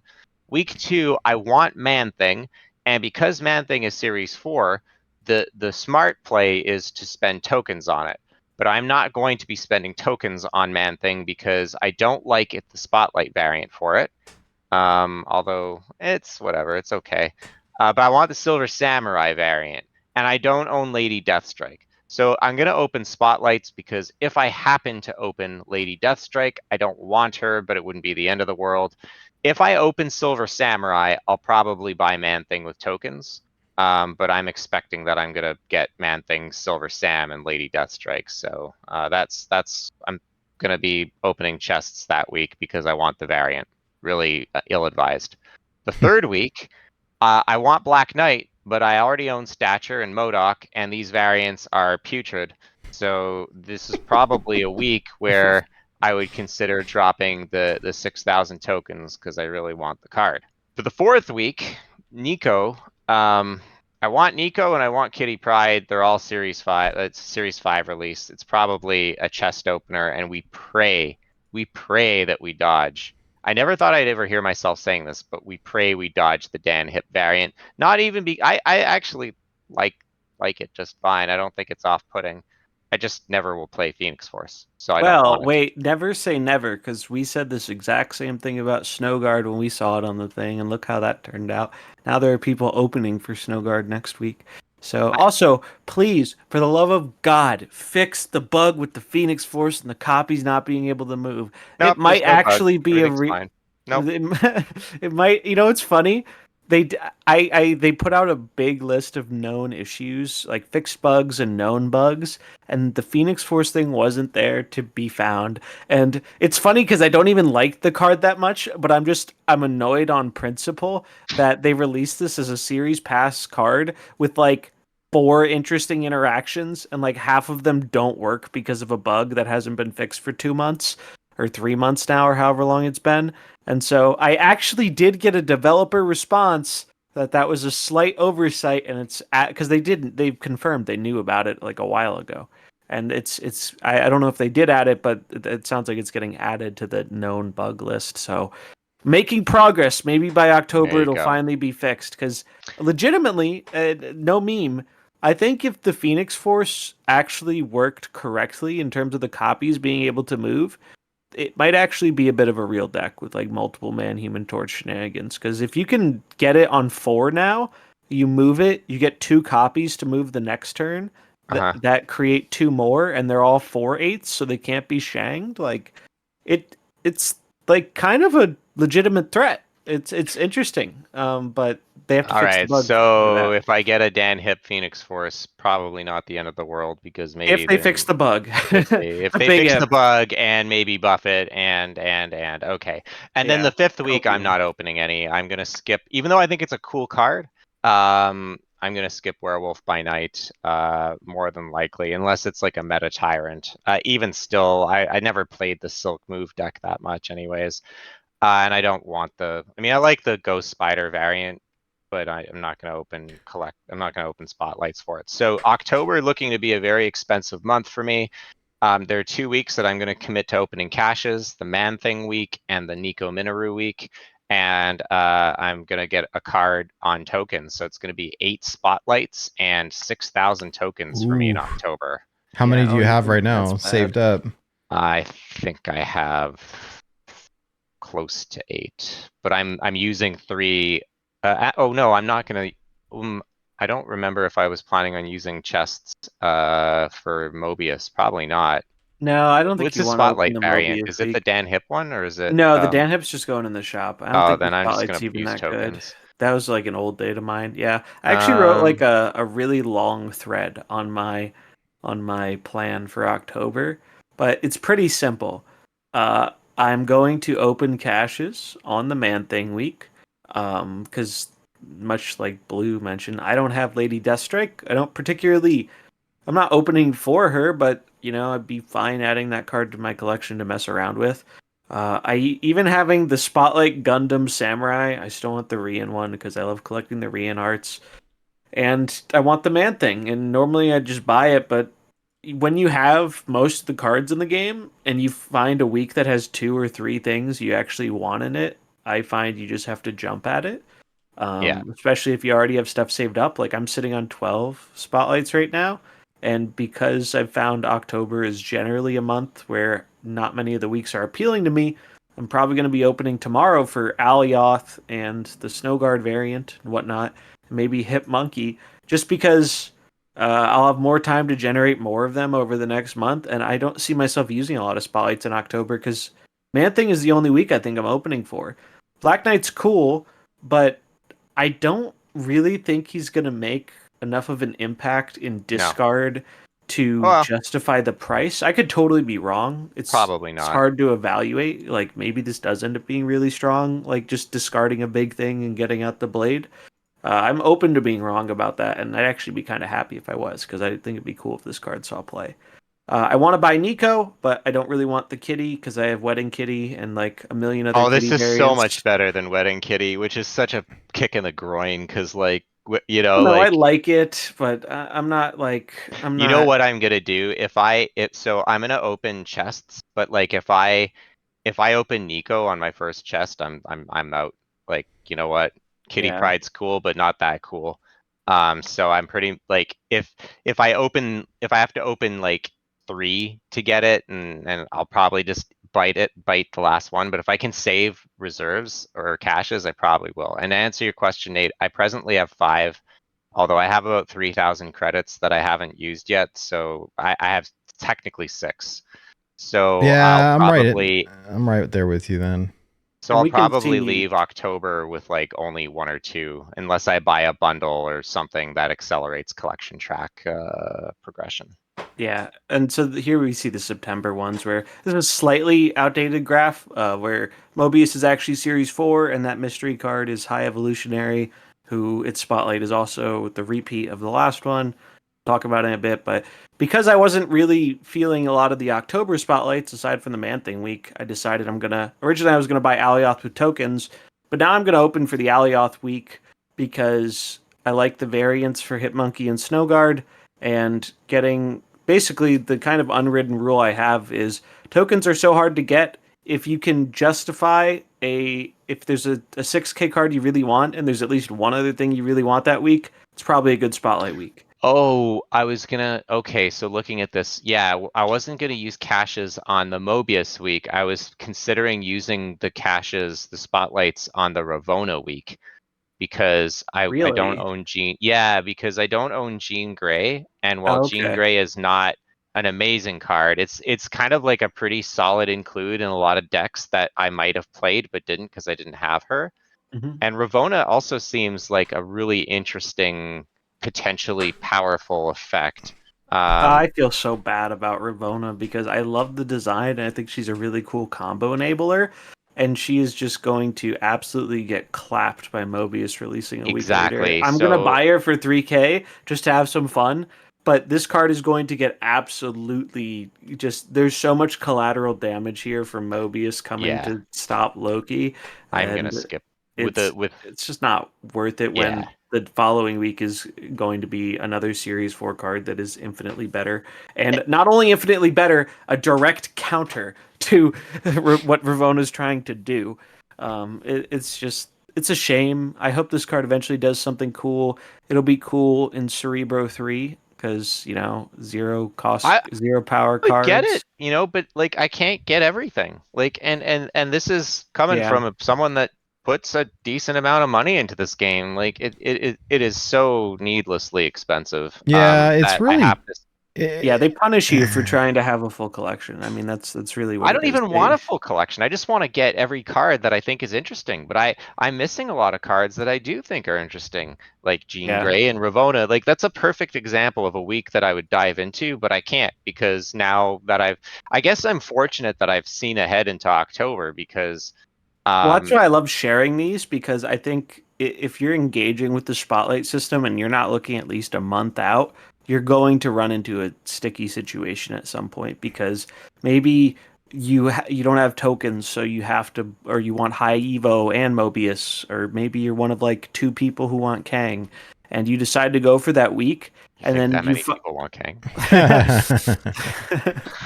And maybe October comes around the next week and you realize, oh man, I really want the Man-Thing week, but it's only 2 weeks. I'm not going to be able to build up enough spotlight caches, so I'm going to have to gamble or something. And a lot of people are like, well, just don't be stupid. Don't open on a week when you don't have enough. But I think that's offloading like the fault of the system onto the player when like the developers clearly know what they're doing with a system like this. And I think a great example was like a comment I saw on Twitter earlier where it's like someone had 3 boxes. They really wanted Jeff. They looked at the future weeks and they saw Jeff is not coming back in October or November.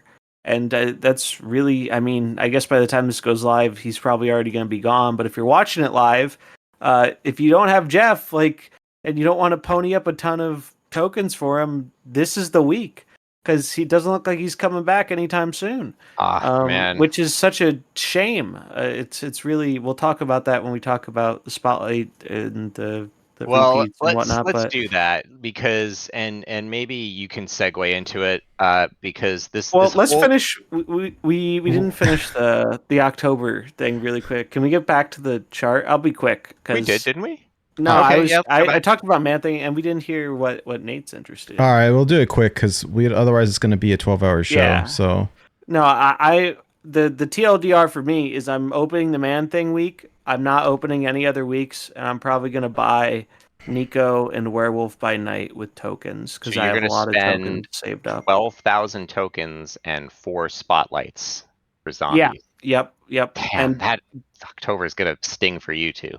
that's why I'm opening for Alioth this month because I was going to spend tokens on him, and so I'm Right. basically transferring 6 because I'm sitting on 49K still, so it's not that big of a hit. I You're a mean, monster. Oh my I don't even gosh. know how much I have. I think I have like 15 or I just 16. don't spend them very often. I've Yeah. just been using the spotlights when I can, and the system where when you buy variants over time and you get the 2K back has been helpful for picking up some of those like 3K cards. Yeah.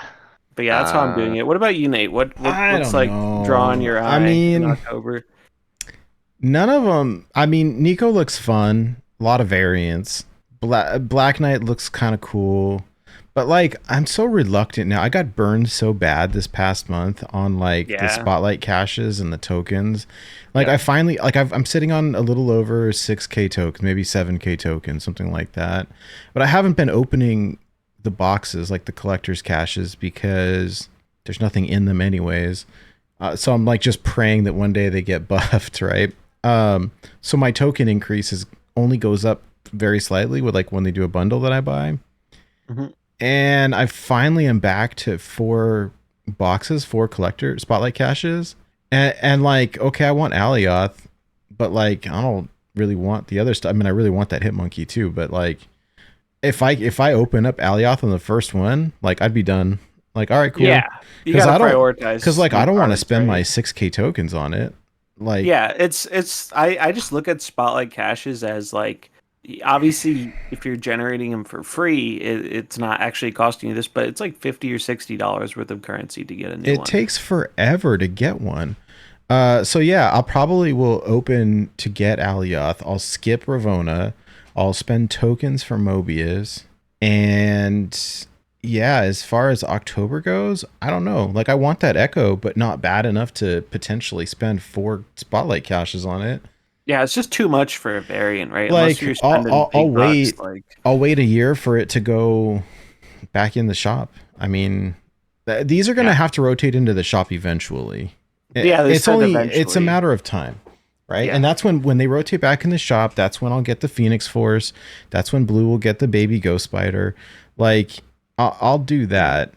Now, if there's like a card like the week that Lady Deathstrike is in, I'm maybe, because I don't have that one.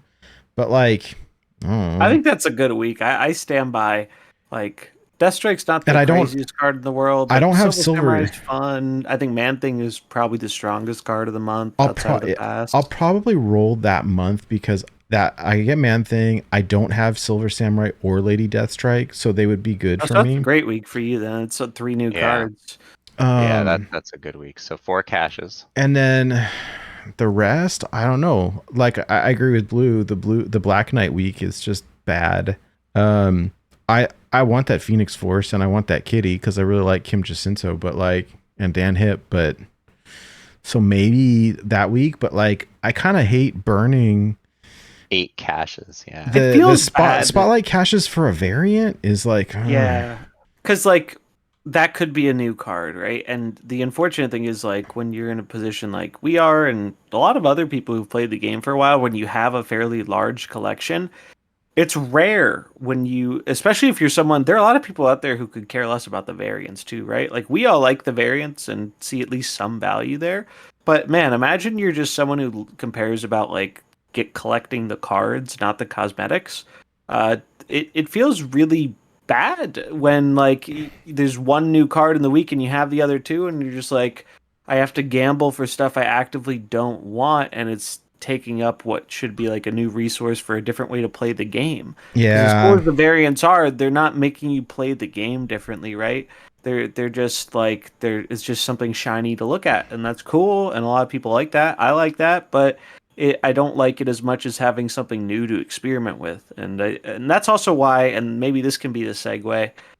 It's frustrating that we're seeing so many repeats while we're seeing other cards that are not being repeated that are really desirable. Like the aforementioned Jeff not coming back in October or November. It looks like Iron Lad, Living Tribunal, nowhere in sight. And those are cards that can be pretty core pieces of decks. And it's just, and it would be different if you could still get enough tokens reasonably to have some agency over purchasing these cards. And that's why I've been able to get around the system at least a little bit and stockpiling up the tokens before the update. Because I'm fortunate where I can buy, those 2 Series 5 cards and still have a lot of tokens saved for a future date. But most players, even if they had tokens saved up from like double dipping on the update or whatever, or if they bought a bundle or whatever, if they bought, 2 Series 3, 3 Series 3, a Series 5 and a Series 3, a lot of people don't have many tokens. I think like the majority of players I talk to, they're kind of sitting like where you are, Nate, with like 3,000 to 4,000. A lot of people don't even have 6,000 in the reserve. So if a Series 5 came out, they couldn't even buy it if they wanted to. They don't. Outside of the cash. They're hard to get unless you want to spend a lot of money. And the series drops aren't helping either, right? Like, or the lack of them. What series drops? Yeah, exactly. It's like Jeff and Lad, we have no idea if those cards are just going to indefinitely remain Series 5. It seems like they are, and so it's like, it's crazy how much stupid artificial value I've gotten out of buying those cards day one. Because like Zampage here in chat is saying, I bought Iron Lad recently because he didn't seem to be coming back anytime soon, and he paid the same price I paid when the card came out. It's like, that's crazy. That card would have already been, Series 4 and getting even closer to Series 3 since it's been that long since it came out. When did Lad come out? It was like June? Or was it June? Was it May? It was a while ago. Lad is not a new card. Right. But it's very dumb. And something that I realized is one thing we complained about with the old system, right, was people didn't want to engage with new releases because they were too expensive, right? Like it was like $80, $100 or something to get enough tokens to get a new card if you're trying to get every new card on release. And most people said, no thanks. I'll wait for the series drop when I can afford it at Series 4, drop to Series 3 and I get it for free. And I think with this spotlight system, though there are aspects about it that are improved for people who are, missing a lot of the cards, I think they found a way to still charge a similar level pricing for some of these cards in a way that a lot of people don't realize. And I saw a great example of it on Twitter earlier where someone saw Jeff isn't coming back.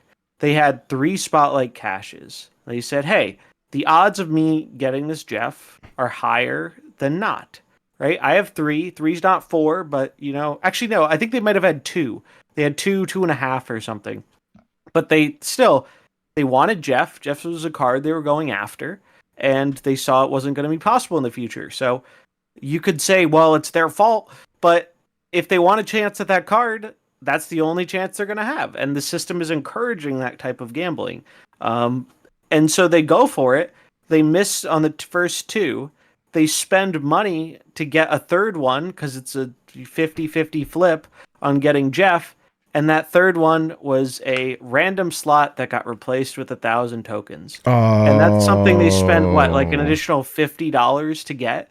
And so now they're so deep in the tank, it wouldn't even surprise me if they're like, well, now it's guaranteed and I'm already kind of committed. I already spent the money, so I might as well just shell out more and get it. And it's like, wow, at that point, they essentially just now, did they get more than one card or whatever? Or because they opened 2 things, maybe they didn't own the other cards, or maybe they got the variants they liked.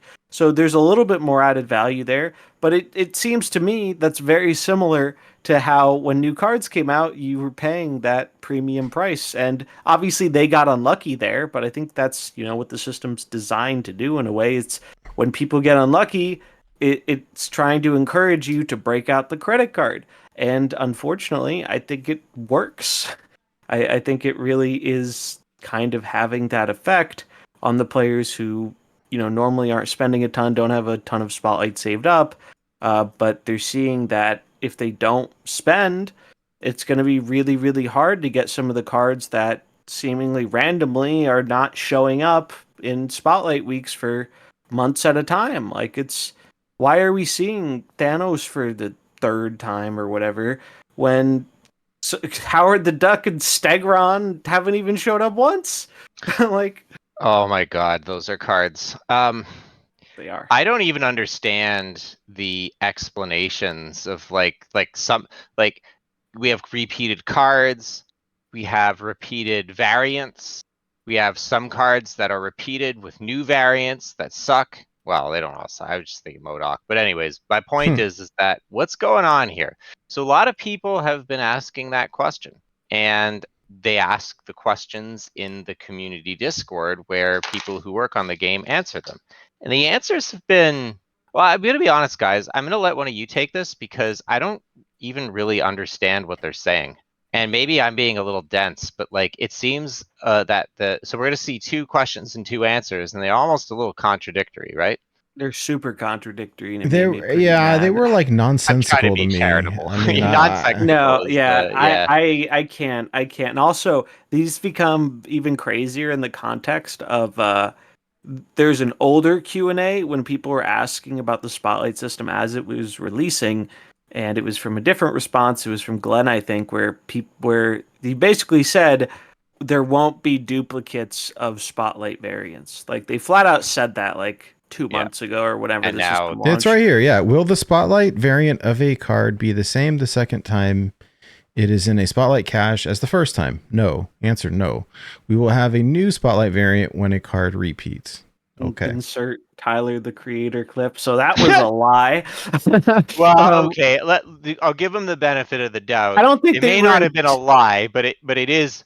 It is going maybe to be they incorrect. intended for it to be different, but that hasn't been the reality. Yeah. And here we're going to see the context of that, right? So the question here, it's a little long, but basically the TLDR of the question is, why are we seeing repeats of certain cards like Jean, High Evo, Kang, Thanos, when there are cards such as Howard and Stegron that haven't even shown up once? And that's a very reasonable question, right? Like the whole point of the Spotlight system is to help people get cards, and we've lost agency over getting cards because of the Spotlight system. So for people to get the cards, they need to be in the Spotlights, right? Otherwise, they're much, much harder to obtain, as we've seen a lot of discussion around LAD with. So the response, one of the main reasons for duplicates right now is the availability of variants for cards that can go into the Spotlight cache. If we do not have a Spotlight variant for that card ready, then we have to hold it until one is available. We're building out our variant pipeline further to get in front of the needs to keep the Spotlight cache fresh and without undue gaps between highlighting specific characters. So they're basically saying, if you want Iron Lad, well, tough crap. You're not going to have a chance to open him because we haven't gotten enough variants together for him. And so that on its own is kind of insane to me. The fact that like card acquisition is being gated behind the cosmetic element that a lot of players probably don't even care about, especially the players don't care about it if they don't own the card, right? Like, right? They're not going to care about the fact that there's not a Spotlight variant because they just want the card. They're not going to go for the Spotlight because that would require like a max of 8 caches. Just doesn't make sense. And it's not like these cards don't have Spotlight variants. They do because they were featured. Lad and Tribunal both have a Spotlight variant. They have at least one. And so we see this, and I think this on its own is kind of ridiculous. But then we see High Evolutionary show up again. And what do you know? The High Evolutionary variant, as well as the Thanos variant, they're repeats of prior Spotlight Week variants. And so that begs the question, well, what happens if you open that week going for something else and you pull a Spotlight variant you already own? Then you get a pixel. You get a pixel. No, actually, I'm joking. I'm premium mystery variant, sir. So just anything but a pixel. Just what I always never wanted. Do we have the screenshot of that one? Because that was another one. They let me see if I can find it. No, I thought I did. Here, I'll send it. But basically, someone asked, like, "Hey, the Max Grec Spotlight cache." I have it in our chat here. I'll hold on because I snipped it earlier. Yeah, I have it. Okay, cool. Yeah. So basically, this is where it becomes contradictory to me, right? Because they're saying the reason we're getting repeats is because they don't have spotlight caches or cache variants to give for these cards that aren't featured, like Stegron, like Howard, like Living Tribunal and Iron Lad. But especially in the case of Lad and Tribunal, they've been featured before, so they do have a spotlight variant. Um, Max Grek, High Evo is coming out as a repeat this month. For those who already have that variant, what happens for the rolling possibilities? If you open Grek again, will it be replaced with a different High Evo variant, or will it be a random premium variant, like if you open 4 spotlights in a week, possibly something else? The fallback case, when you already have Spotlight variant, is a premium mystery variant. You'll see the premium mystery variant in the series of 4 rewards and the Spotlight preview at the top of the track.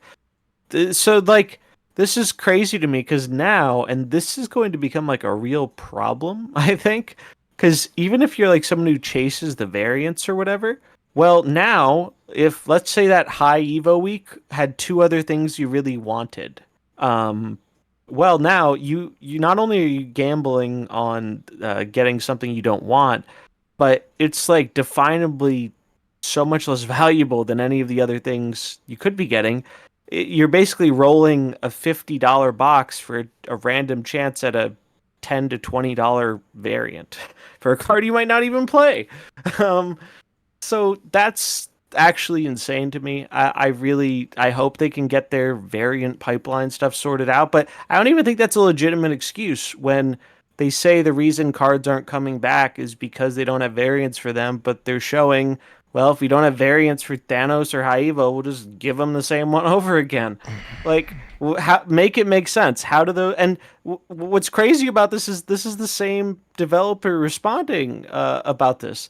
So it's like how does this add up? How does So this action not entirely invalidate what the previous response was? Because it shows like they are totally willing to do repeats. Maybe they don't what this want to, but they shows, will. yeah, that there's probably different there's different spans of control within the organization, and so you've got different leaders making contradictory decisions. And in this case, we're kind of shooting the messenger a little bit. It's unfortunate that they made their I don't think we're messenger say, shooting the messenger. well, Steven's like one of the main people who runs the company. He's well, like, I if mean, I recall for all correctly. we know, he could have been overruled on this by Sure. Ben Brode. I don't know. I'm just saying that like I work for a company where decision making is fluid, and Mhm. usually it's not a sign of like malfeasance. It's a sign of um uh, lack of maturity, lack of proper Foresight. structure, lack of, well, I suppose foresight, but very reactive decision making. And, it's just working for a chaotic organization. I guess I'm trying to be nice in what I'm trying to say, but, to me, the way that I react to this is it's all noise, because now anything they answer in this official forum is, I can't trust it. I mean, it could change at any time. Right. And, I Not find it funny. concrete, right? It's like Yeah. you said, it's very fluid. It's And subject to we've seen this, change. and I ate a lot of flack for this last February when I scooped Tian Ding when he was on Dara's stream, right? And Tian made all these statements like, this is probably not going to happen, or this will happen, and then it did anyhow. I think that I caught a lot of flack for that, but like the thing is that how many times have statements been made on record through official channels that have now flip-flopped, never mind taking something accidentally out of context or not. To me, it's just like I don't even listen to what's said anymore, because it's just all noise buzzing in my ear, and it's very disappointing to I mean, when you talk about lack of trust, well, it's kind of situations like this contribute to it.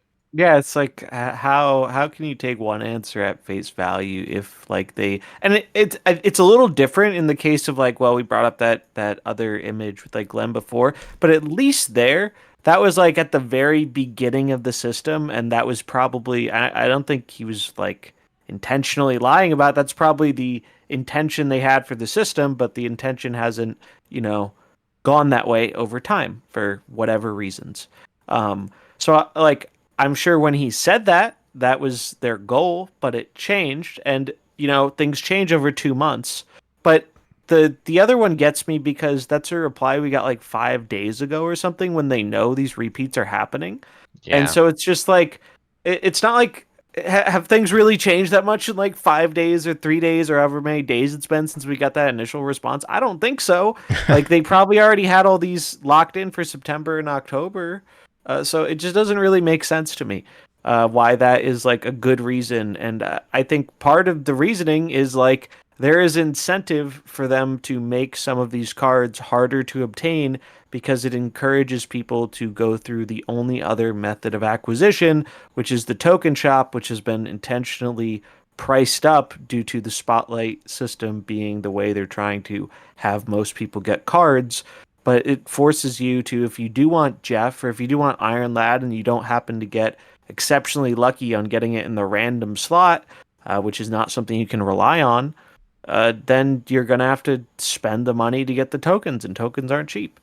So I think so much of this pain could be reduced by evening things out a little bit and giving people more reasonable access to tokens. I'm not saying you need to give us as many tokens as we had initially, as that would essentially just be doubling the overall acquisition, which would be great, but I would never realistically expect them to do. But like, they made tokens such a scarce resource, and their They're price is such a so premium hard now. to get. Yeah. It's like, I really think doing something to improve the token acquisition, whatever it is, would go a long way towards making this aspect of spotlight caches feel less bad. Because we've had so many people here tonight say, hey, I have like 6K or 12K, but I can't just spend that on a Series 5 card, because then they're all gone, or then most of them are gone, and I might need them for later. And we already saw, even when tokens were more prevalent, people treated that as a very valued resource. And now they're even more valued because they're so hard to get a hold of. So I think this is really showing pain points of the spotlight system and the lack of acquisition, and having to be at the mercy of when they decide to put a card in a box. And it's going to be more painful as they keep doing these repeats with these cards. And if you want a new card, you're forced to go for that week for a lot of the player base. And it's going to be even worse when you have variants you want, or not variants you want. You already have the variants you like for a card, because then it feels like a total waste. It feels like you're just setting that cache on fire if I'm never going to use the variant, or if it gets replaced by a random premium mystery variant. Here's an interesting bellwether. On the with the old system, did you ever buy ultimate variants? Very rarely. I own 2. I own Arrow and I own Thanos. But you did. Mm-hmm. Under this new system, will you ever purchase an ultimate variant again?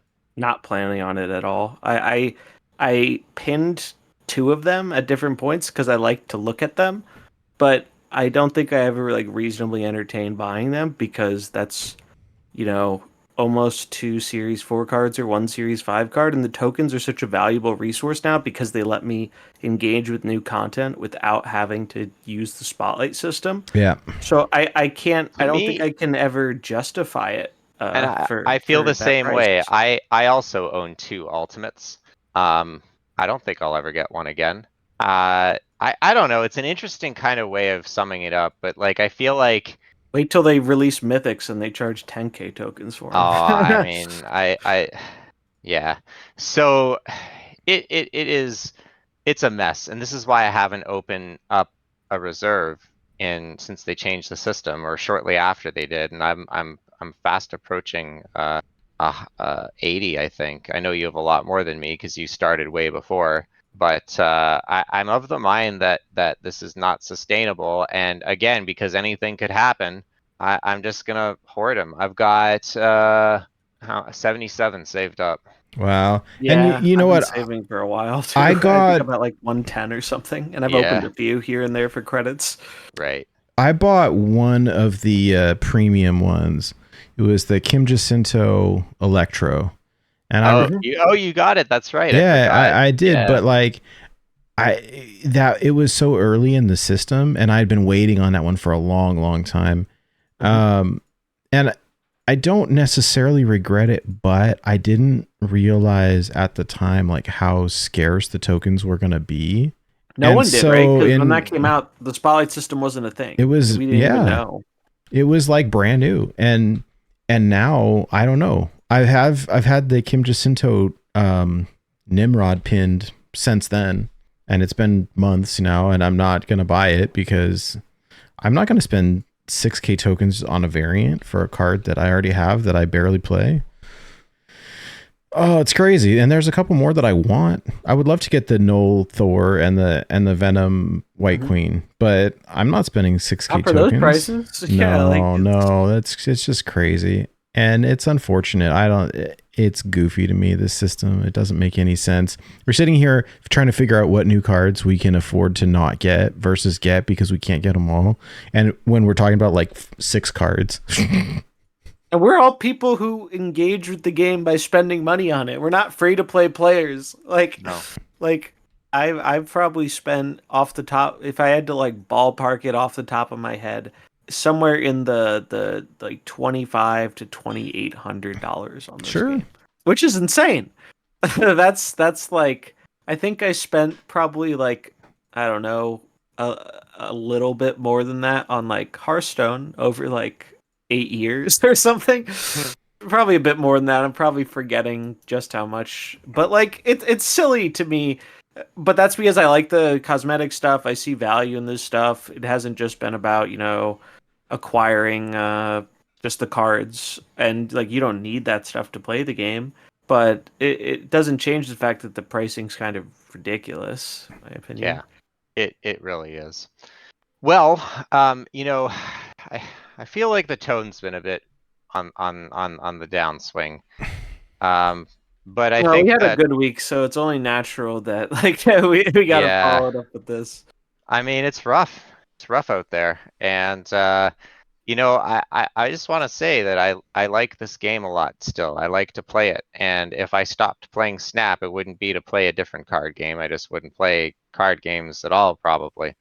So I hope that these rough edges can get refined, because we're about to hit the 1 year anniversary of global launch, and just like the PC launch a couple weeks ago, 1 year anniversary is a big deal. So I hope that we have a lot more happy things to talk about than unhappy.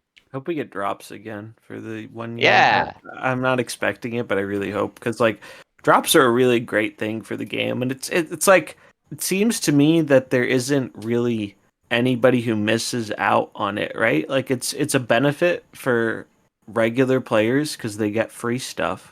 It's a benefit to content creators because we get our numbers pumped up to the moon, and you get new people engaging with content. And it's a benefit for the company because it's good advertising, because more people playing the game and getting free stuff is good publicity. So it's like, it's good for everybody. They should do it more often, and I hope they do. Right. Yep. Especially for something like a 1 year anniversary. Like that's there's no better excuse than a time to celebrate the game and get people reinterested in it, or interested for the first time, than celebrating when it came out. I think if there's anything that we should take stock in, is that we should expect the unexpected for the 1 year anniversary, because it's gonna go down in a way that we couldn't possibly predict, good, bad, ugly, or otherwise, right? Just like all the other big good events. mantra for Marvel Snap in general: always expect the unexpected. Yeah, don't get too attached to a card or a deck or a structure within the game, like, if there's anything that's certain in Marvel Snap, it's uncertainty. there you go. But what is certain is we all hit Infinite this month, which is, I think, a first. I think it's the first time that we've all been Infinite in time for a show, right? There was always someone that missed. I missed it once, and then Nate missed it once, and Zombies is always day one, but Zombies is a professional. I've been slower the past few ones. I've been actually, like, the last 2 months. I mean, it wasn't slow, but was like day 2. I've been doing it. Day 2. No, I've been like day 4 or 5. I've been slower with it because I just didn't really care about the climb now that we have Conquest and stuff.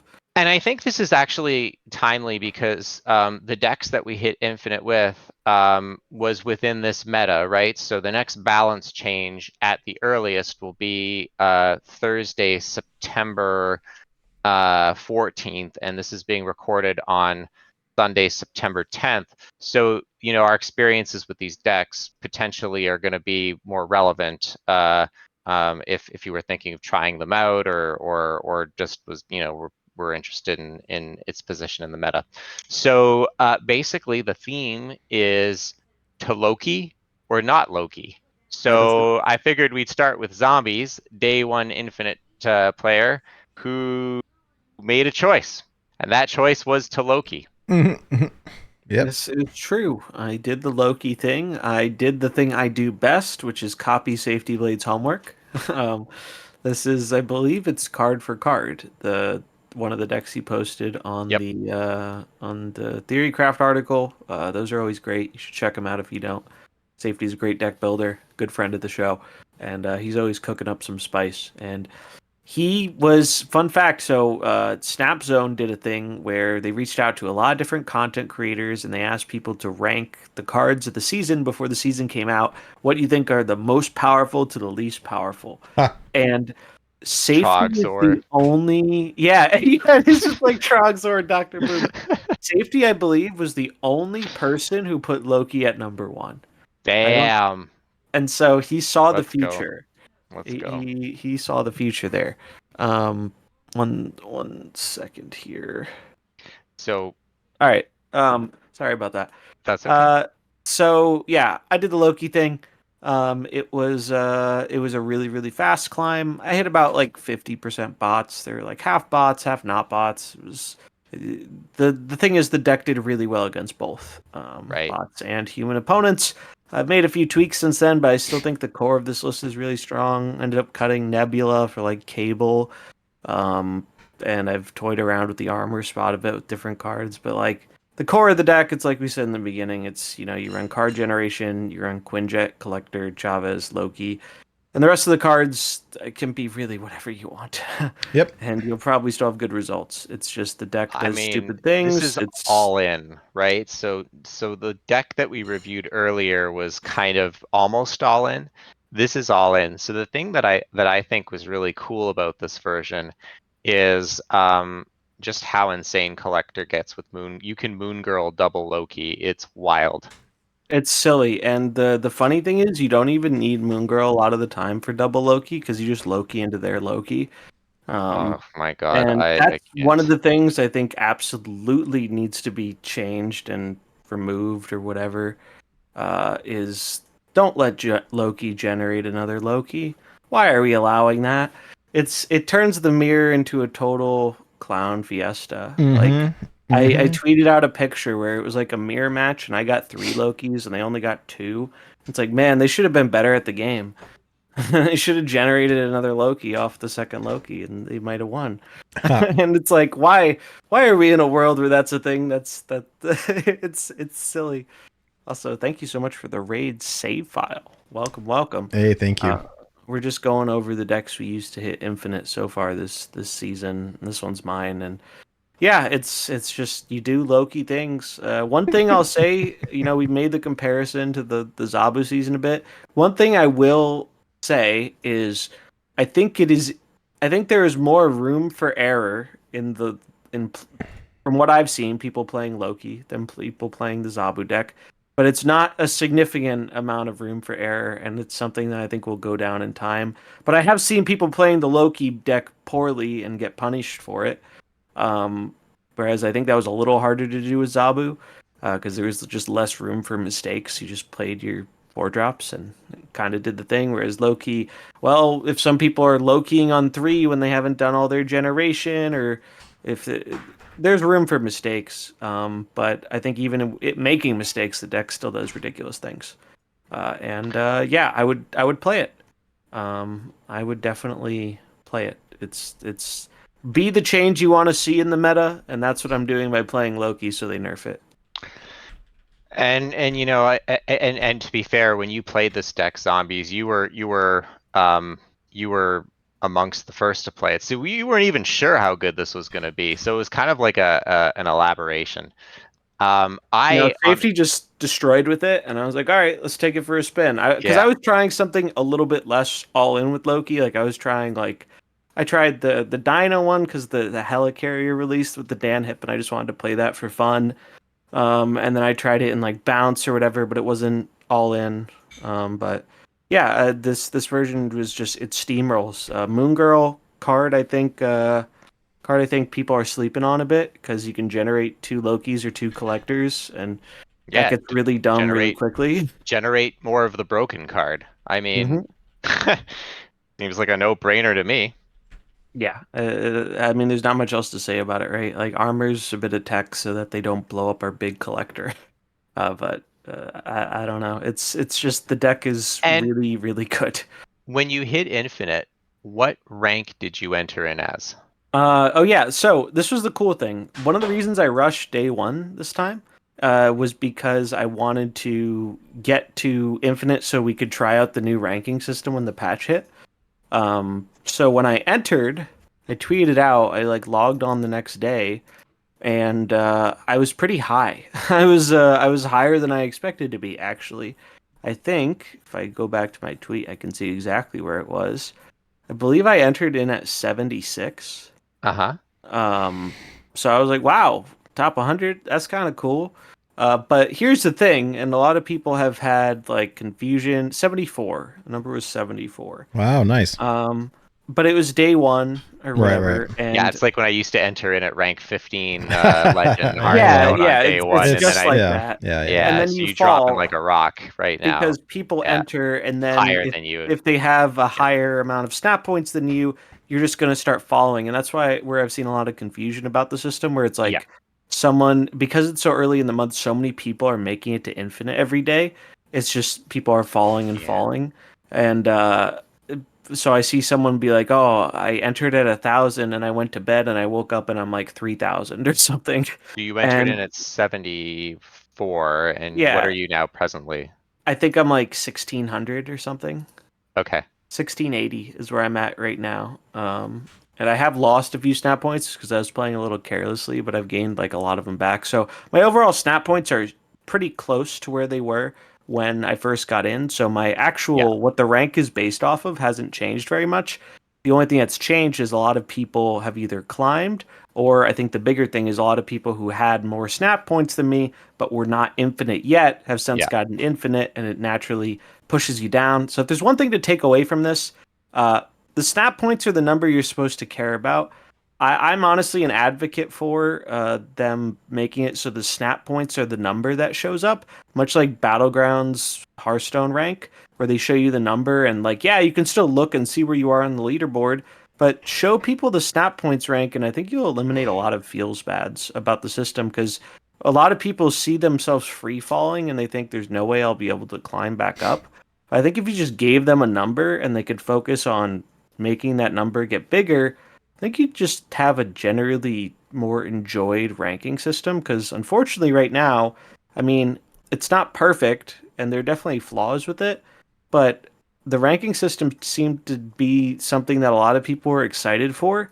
And like, not even a week in, I'm seeing a lot of people who are just like, I don't really want to engage with this system in the current form. And hopefully they can iterate on it to change the perception there, because I think we waited for this for a while, and it's a shame to see that so many people feel discouraged for that and other reasons as well. Well, so that is your deck and your experience with the ladder. So Nate, you also made a decision, and your decision was also to Loki. Yep. So your list looks a little different, but the core of it's the same. So yeah, let's dive in. I mean, it's basically the same, right? I mean, it's the Collector and Quinjet and Loki are just great. You have some card generation with Coulson. Actually, Kitty Pryde and Angela put in a lot of work. Kitty's just a great card. Snowguard was really good as well, right? And a lot of times, Post buff, yeah, absolutely. Because Oh yeah, you, Snowguard wasn't in my list because I did it before the buff Pre-buff, happened. yeah, Yeah. because the balance patch was Tuesday, Yeah, I and did it the battle Monday pass night. was Monday. So truly, So- that's your proof that it was day one. yeah, Yeah. work has been very busy, and so I hit yesterday because it was the weekend, right? Although I played during the week, and I don't know, I kept stealing 8 cube after 8 cube after 8 cube, because like if I got the like Collector and Loki and Kitty Pryde in my opening hand, or Quinjet in my opening hand, like I was just snapping super early, and people would stay in, and I'm like, well, I got the nuts. So like I was running Shang-Chi in this and kept giving him away because I just was like, have this big old hand and I'd get other stuff with it. There was a few times when Legion put in work, if there was a location that I could like warp to my advantage, or I can't even tell you the number of times that I like shut off somebody's magic lane. And now Snowguard gives you another way to do that. It's rough out there for Magic players. Yeah. But yeah, I mean, it was good. Mirage could easily be subbed out, but I had it. And it was like, okay. It's just that you could be Cable's probably better. But you know, it's different. They're pros and cons. Yeah. They both have merit, and honestly, some people just run both of them because, like, you could. Generation's good. You could. Yeah. I mean, honestly, there were so many mirrors that maybe it would have been better. Like, hey, in this version, you want to play this? Like, pull out Shang-Chi and stick in Cable instead. Like. So Nate, this was the same list we looked at earlier from Untapped that had the most games. Is it the exact same list? Yeah, where did you get this list from? I got it from our group chat earlier in the week, I think. Oh, okay. I think that's where it was from. But I never changed the list. Like I just kept playing this the whole time. So, but my win percent was let me pull it up, and I have my infinite rank number, which is much worse than zombies. Well, I'm curious how much yours has changed since you entered in Infinite to today. So I haven't. Let me check. Okay, so I entered in at 25,295. That was yesterday. Snap points 6,703. I don't even know what that means. It's like your total score. So the higher that number is, the lower your rank will be. So like I have 8,000. Like zombies has more than that. And is this cumulative? Like rely on previous months and stuff like that? Well, it's like your MMR, so it kind of is like you know how in Hearthstone you have the hidden MMR that determines like if you're 11 or 10, and it's always like all over the place and you never understand. Right. They're kind of a little more transparent here. This is like your number that yes persists to some extent. Well, and see that makes sense because there were some months that were harder than others. There were some months that like I'd hit infinite and do all my daily quests because I didn't want to do them because I was trying to grind for the conquest Medals. mode. Yeah, exactly. And so I would just do them post infinite and I'd lose like crazy because I didn't think it mattered. And so apparently I've been like tanking my MMR. People would snap and like, I don't care. I'm just trying to finish up my Dakin quest or whatever it was. Right. And so, you know, it is what it is. I personally, I don't really care about the points, but whatever. So that was yesterday at 25,000. I just logged in at 32,704. Wow. Yeah. So I'm falling quick. Yeah. Okay. But check this out. I hit there. Now these stats are a little skewed because I did a good chunk of the climb on mobile, but the part that I did on PC was 29 and 8, 78.4% win rate. Wow. It's like just printing bananas. cubes. Yeah. Yeah, I remember you were in our group chat. You were kind of sending screenshots of your games. It was just so absurd. It was just 8 after 8 after 8. But the screenshot that I have on the screen right now, and this is just nutty. 4 Lokis. Oh no, this is not the one on the screen. Let me put it on the screen because this is silly. And I'll give me 2 seconds. All right, here we go. And wow. We don't have to show the players' names, but okay, check this out. This is 4 Lokis and 4 collectors. 2 of the collectors are 26. Oh my god! So this is so cursed. It's the mirror with the Triskelion and Sinister London. Oh my! This is just get out of here. Yeah, this was silly and only a 2 cube game, but like how crazy. And there was a lot of this, but people were playing the mirror poorly, I noticed. But like I felt confident in like I know what my game plan is. I want to get these big collectors down. And if I haven't, if I can throw down an armor in the collector lane because I know how big it's going to get, like, then I'll try and do that. But sometimes you do, sometimes you don't. But yeah, this really worked out. So on turn 2, I jammed a collector into the Sinister London. I was like, okay. So anyways, that was the climb. It was pretty smooth. When I hit a little wall at like rank 95, 96, and I switched over and played a couple other things. I played a little bit of like high Evo and a couple other things. And I was like, you know what? This is not really doing it. Forget it. I'll just Loki the rest of the way. And I sailed in. I mean, it was not a hard climb at all. All right. Well, there you go. So yeah, I mean, I don't know. I mean, the deck is, it's not, I don't know that version is necessarily like fine tuned, but it works. I mean, does it matter? No. I mean, like, honestly, it's no, the key cards. I really did go pretty hard in on the Kitty and Angela. They worked well, and Kitty works great with the collector. So I like Kitty and Quinjet. Snowguard was very good, but if you don't have it, you don't have it. But it was good now. I think you could easily replace Mirage with Cable or run both. You could pull out Jeff. You could pull out Shang-Chi. You could pull out Legion. Like, whatever. It's Jeff for Sentinel. Like I was saying, on my son's like free to play, I put in Agent 13. Like, whatever. It's a 1-drop that generates a card. Like, okay. Yeah, you can play Loki very budget. So yeah, it worked well for me. I don't have a whole lot of thoughts on it. My rank is bad, but I don't really care very much. So we'll it's the Infinite week 1. What am I complaining about?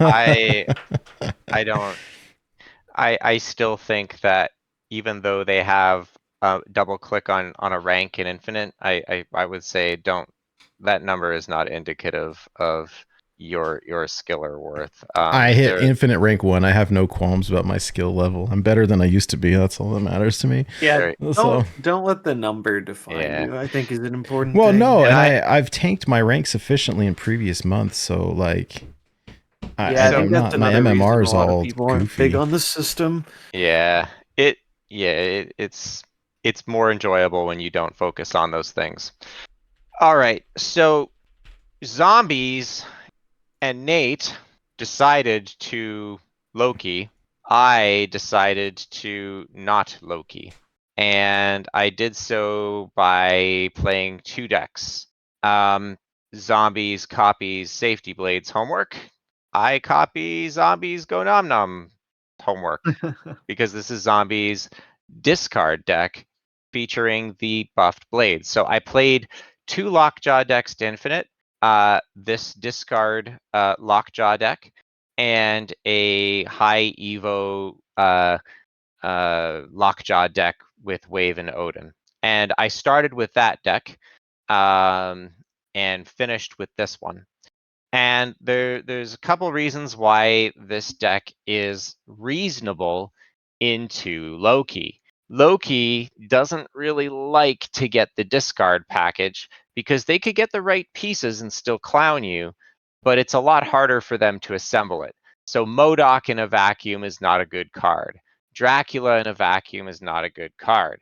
If they get like Dracula Gambit Blade, Dracula's kind of a dud, right? So, it's not a counter.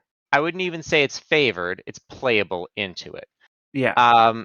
Apocalypse got stealth buffed because it can't be bonked by Spider-Ham ruining you anymore. So Apocalypse felt really strong. And the problem with this deck is discard is always been a decent strategy, but like destroy, you're kind of playing with your cards on the table, right? The way that you play this deck, if you're tryharding, is you kind of need to snap before you show you have Apocalypse, because if you have Apocalypse, your odds of winning has just gone up considerably. Although I would argue against Loki, it's still somewhat uncertain. So, it's just like any other. You want to hit Apocalypse as many times as you can. Blade can do so with its new buff. Lockjaw is a way to cycle discard effects and Gambit, or try to high roll a lane. Gambit was really good. It took me a little bit of convincing to actually try this list, and I was really not hot on Gambit, but Gambit's just strong because you could just tempo Gambit out on 3 to nail a collector or a Quinjet, and all of a sudden, you know, a game that looked like it was unwinnable becomes a contest. So this was a lot of fun. Discard's one of my favorite archetypes. Lockjaw is my favorite card. So, you know, it's just a natural fit. So this is a good time. And, you know, I think it's the weaker of the 2 decks, but I think that Gambit does give you a slight edge into Loki. Also, this deck gives the Loki player a lot worse cards than the other decks. So it kind of, this is like, you know, like we were saying, you can't tech into Loki, but this is kind of like the closest that I've successfully come into teching against it by giving them the discard package cards. Why people like Cerebro stuff, right? Because like you're not giving anything that crazy because they can't utilize your Cerebro, or they get a bunch of 3-power cards. And my final boss to Infinite Zombies, they play Invisible Woman, okay, and then I played Gambit, and they put a card behind Invisible Woman. I hit Invisible Woman. Out pops Cerebro. Except I played Gambit into Lockjaw, so it came out again out of Lockjaw and then nailed Cerebro before Mystique could copy it, and I took 8 and won off a complete scam. It was great. Anyways, Gambit is like a kind of is the tech card. I think that honestly, in the Gambit slot, I'd like to experiment with Silver Samurai or maybe something else. But right now, Gambit is really good because it really picks to pieces the early drops for that deck. Collector, you know, Loki, Quinjet definitely. Quinjet, Collector, yeah, Kitty, or even Angel are pretty important hits. All right, so the next deck is the one that I actually played more, and I think it's the stronger of the 2 decks, but maybe slightly worse into Loki, and it's a high Evo Lockjaw deck, and this is kind of the deck that we've seen on Untapped in people's tier lists for some time before it dropped off. And there is a little bit of a difference to it. I put a little bit of a twist on it. When Doctor Doom got reverted to its original stat line of 5 powered Doom bots instead of 4, I put Doctor Doom back in. And because Doctor Doom is really good with Odin, I put Odin back in. And turns out that Wave is a reasonable check into Loki. So if you wave on 5, it's kind of going to make their life a little difficult, but not so much. The real trick with this against Loki is you want to wave on 4 because they're not expecting it on 4. And then you Odin on wave on 5, and then that creates a situation where you've kind of made a mini Sandman and you might trip them up and be ahead on the board and win. Then on turn 6, you could play Doctor Doom, or you could play your huge Hulk that's been gaining energy on the previous turn. So we took out Ham, we took out Dracula, and now we're playing the Wave Doom Odin. The deck plays the same way it always has. Your objective is to either play Lockjaw or Thor on 3. You want to win a lane with Thor and or Lockjaw, and then you'll typically win a second lane with like Magneto or a Hulk, or you know, cards of that nature. The only difference between this version and earlier ones is the Wave Doom Odin dynamic is an alternative line you can take. But it's still pretty linear and easy to play. Like, you know, Wave on 4, Odin on 5, big card on 6. You know, it kind of follows that established pattern. The reason why this is worse than the other deck into Loki is because even though they get a bunch of big cards and it's awkward, there's still big cards they can play against you. So sure, they won't have the buffs from the Hulk from Evo, but it's still probably going to be a 4/12, right? Yeah. And so generally they can maybe play 2 of your cards, and Wave kind of, it's less good if you just openly play it on 5. So anyways, I thought this deck performed quite well, but I finished the climb off with the discard. I had a little bit of a harder month. I struggled in the 90s a little bit. I actually fell from 93 to 89 and had to go back. That was a blast from the past. Yeah. And I think it's because I was handicapping myself by not playing Loki, but I refused to do it. And I don't begrudge anyone for doing it. I don't know. I just decided I irrationally hate the card, and I don't play it. I entered in at 12. I don't even remember. Sorry, let me quickly pull it up. I'm always looking for the bird icon. Now I have to look for the giant X. I entered in at 1250, and that was on Friday night. And I just looked at my rank a second ago and forgot it because I'm old. I think I've decayed from 1250 on Friday night to 16 something. Yeah, you're about 16, where I am. 18. Yeah. 'Cause we have So similar this snap is points. so this is, yeah. Does it say what my snap points are? I have 8,422 snap points. Yeah, we're like right at the same point. Okay, so this is why this system is meaningless. I'm going to make a series of statements about zombies and Nate as players, and I'm not saying this to speak ill or well of them. We have our relationship is such that we can be honest with this. So my MMR in Snap is comparable to zombies. And Nate's MMR, I don't know whose it's comparable to, but it's considerably lower than both of ours. I rate zombies as a far better player than myself and Nate. I view myself pretty much the equivalent of Nate's skill. So, for those thinking that the rank means something, I think this is a great example just between the three of us that show that it's quite possible that my rank is inflated and Nate's rank is possibly underrepresented. Also, people that have multiple accounts like Smurfs have shown that, because they play fewer games and are really focused on winning on the Smurf is quite a bit higher than the main. So there's quite a bit of variance here. So if you have a big number, don't sweat it. And if you have a small number, don't let it go to your head. Yeah, otherwise you might be in for a rude awakening when more And I people think, get in bluntly, and they place higher. I think that's true in some cases where the number did go to some people's heads and were, disappointed with where they placed. It doesn't mean anything. If you hit infinite, just be happy about that. I mean, I know it's really easy to say and difficult to live, but I think that this example between the three of us just shows that it's not indicative of our Doesn't talent. define you as like a player, right? It doesn't mean you are the best player, and it doesn't mean you're the worst player just because you have this number now. Because the number was always there. It's just you didn't see it before, essentially. Right. And I think, yeah, Well, and there's so it's much that goes into it. Like if I did nothing but play the best deck and try hard all the time and didn't goof off post infinite, yeah, you could be in a much different place. I think that's where a lot of people are frustrated with the system because they don't like how uh, older seasons played into it when Infinite was viewed as a casual mode. And it sounds like they probably are going to be doing some corrections around that to be basing on more recent stuff rather than the past stuff.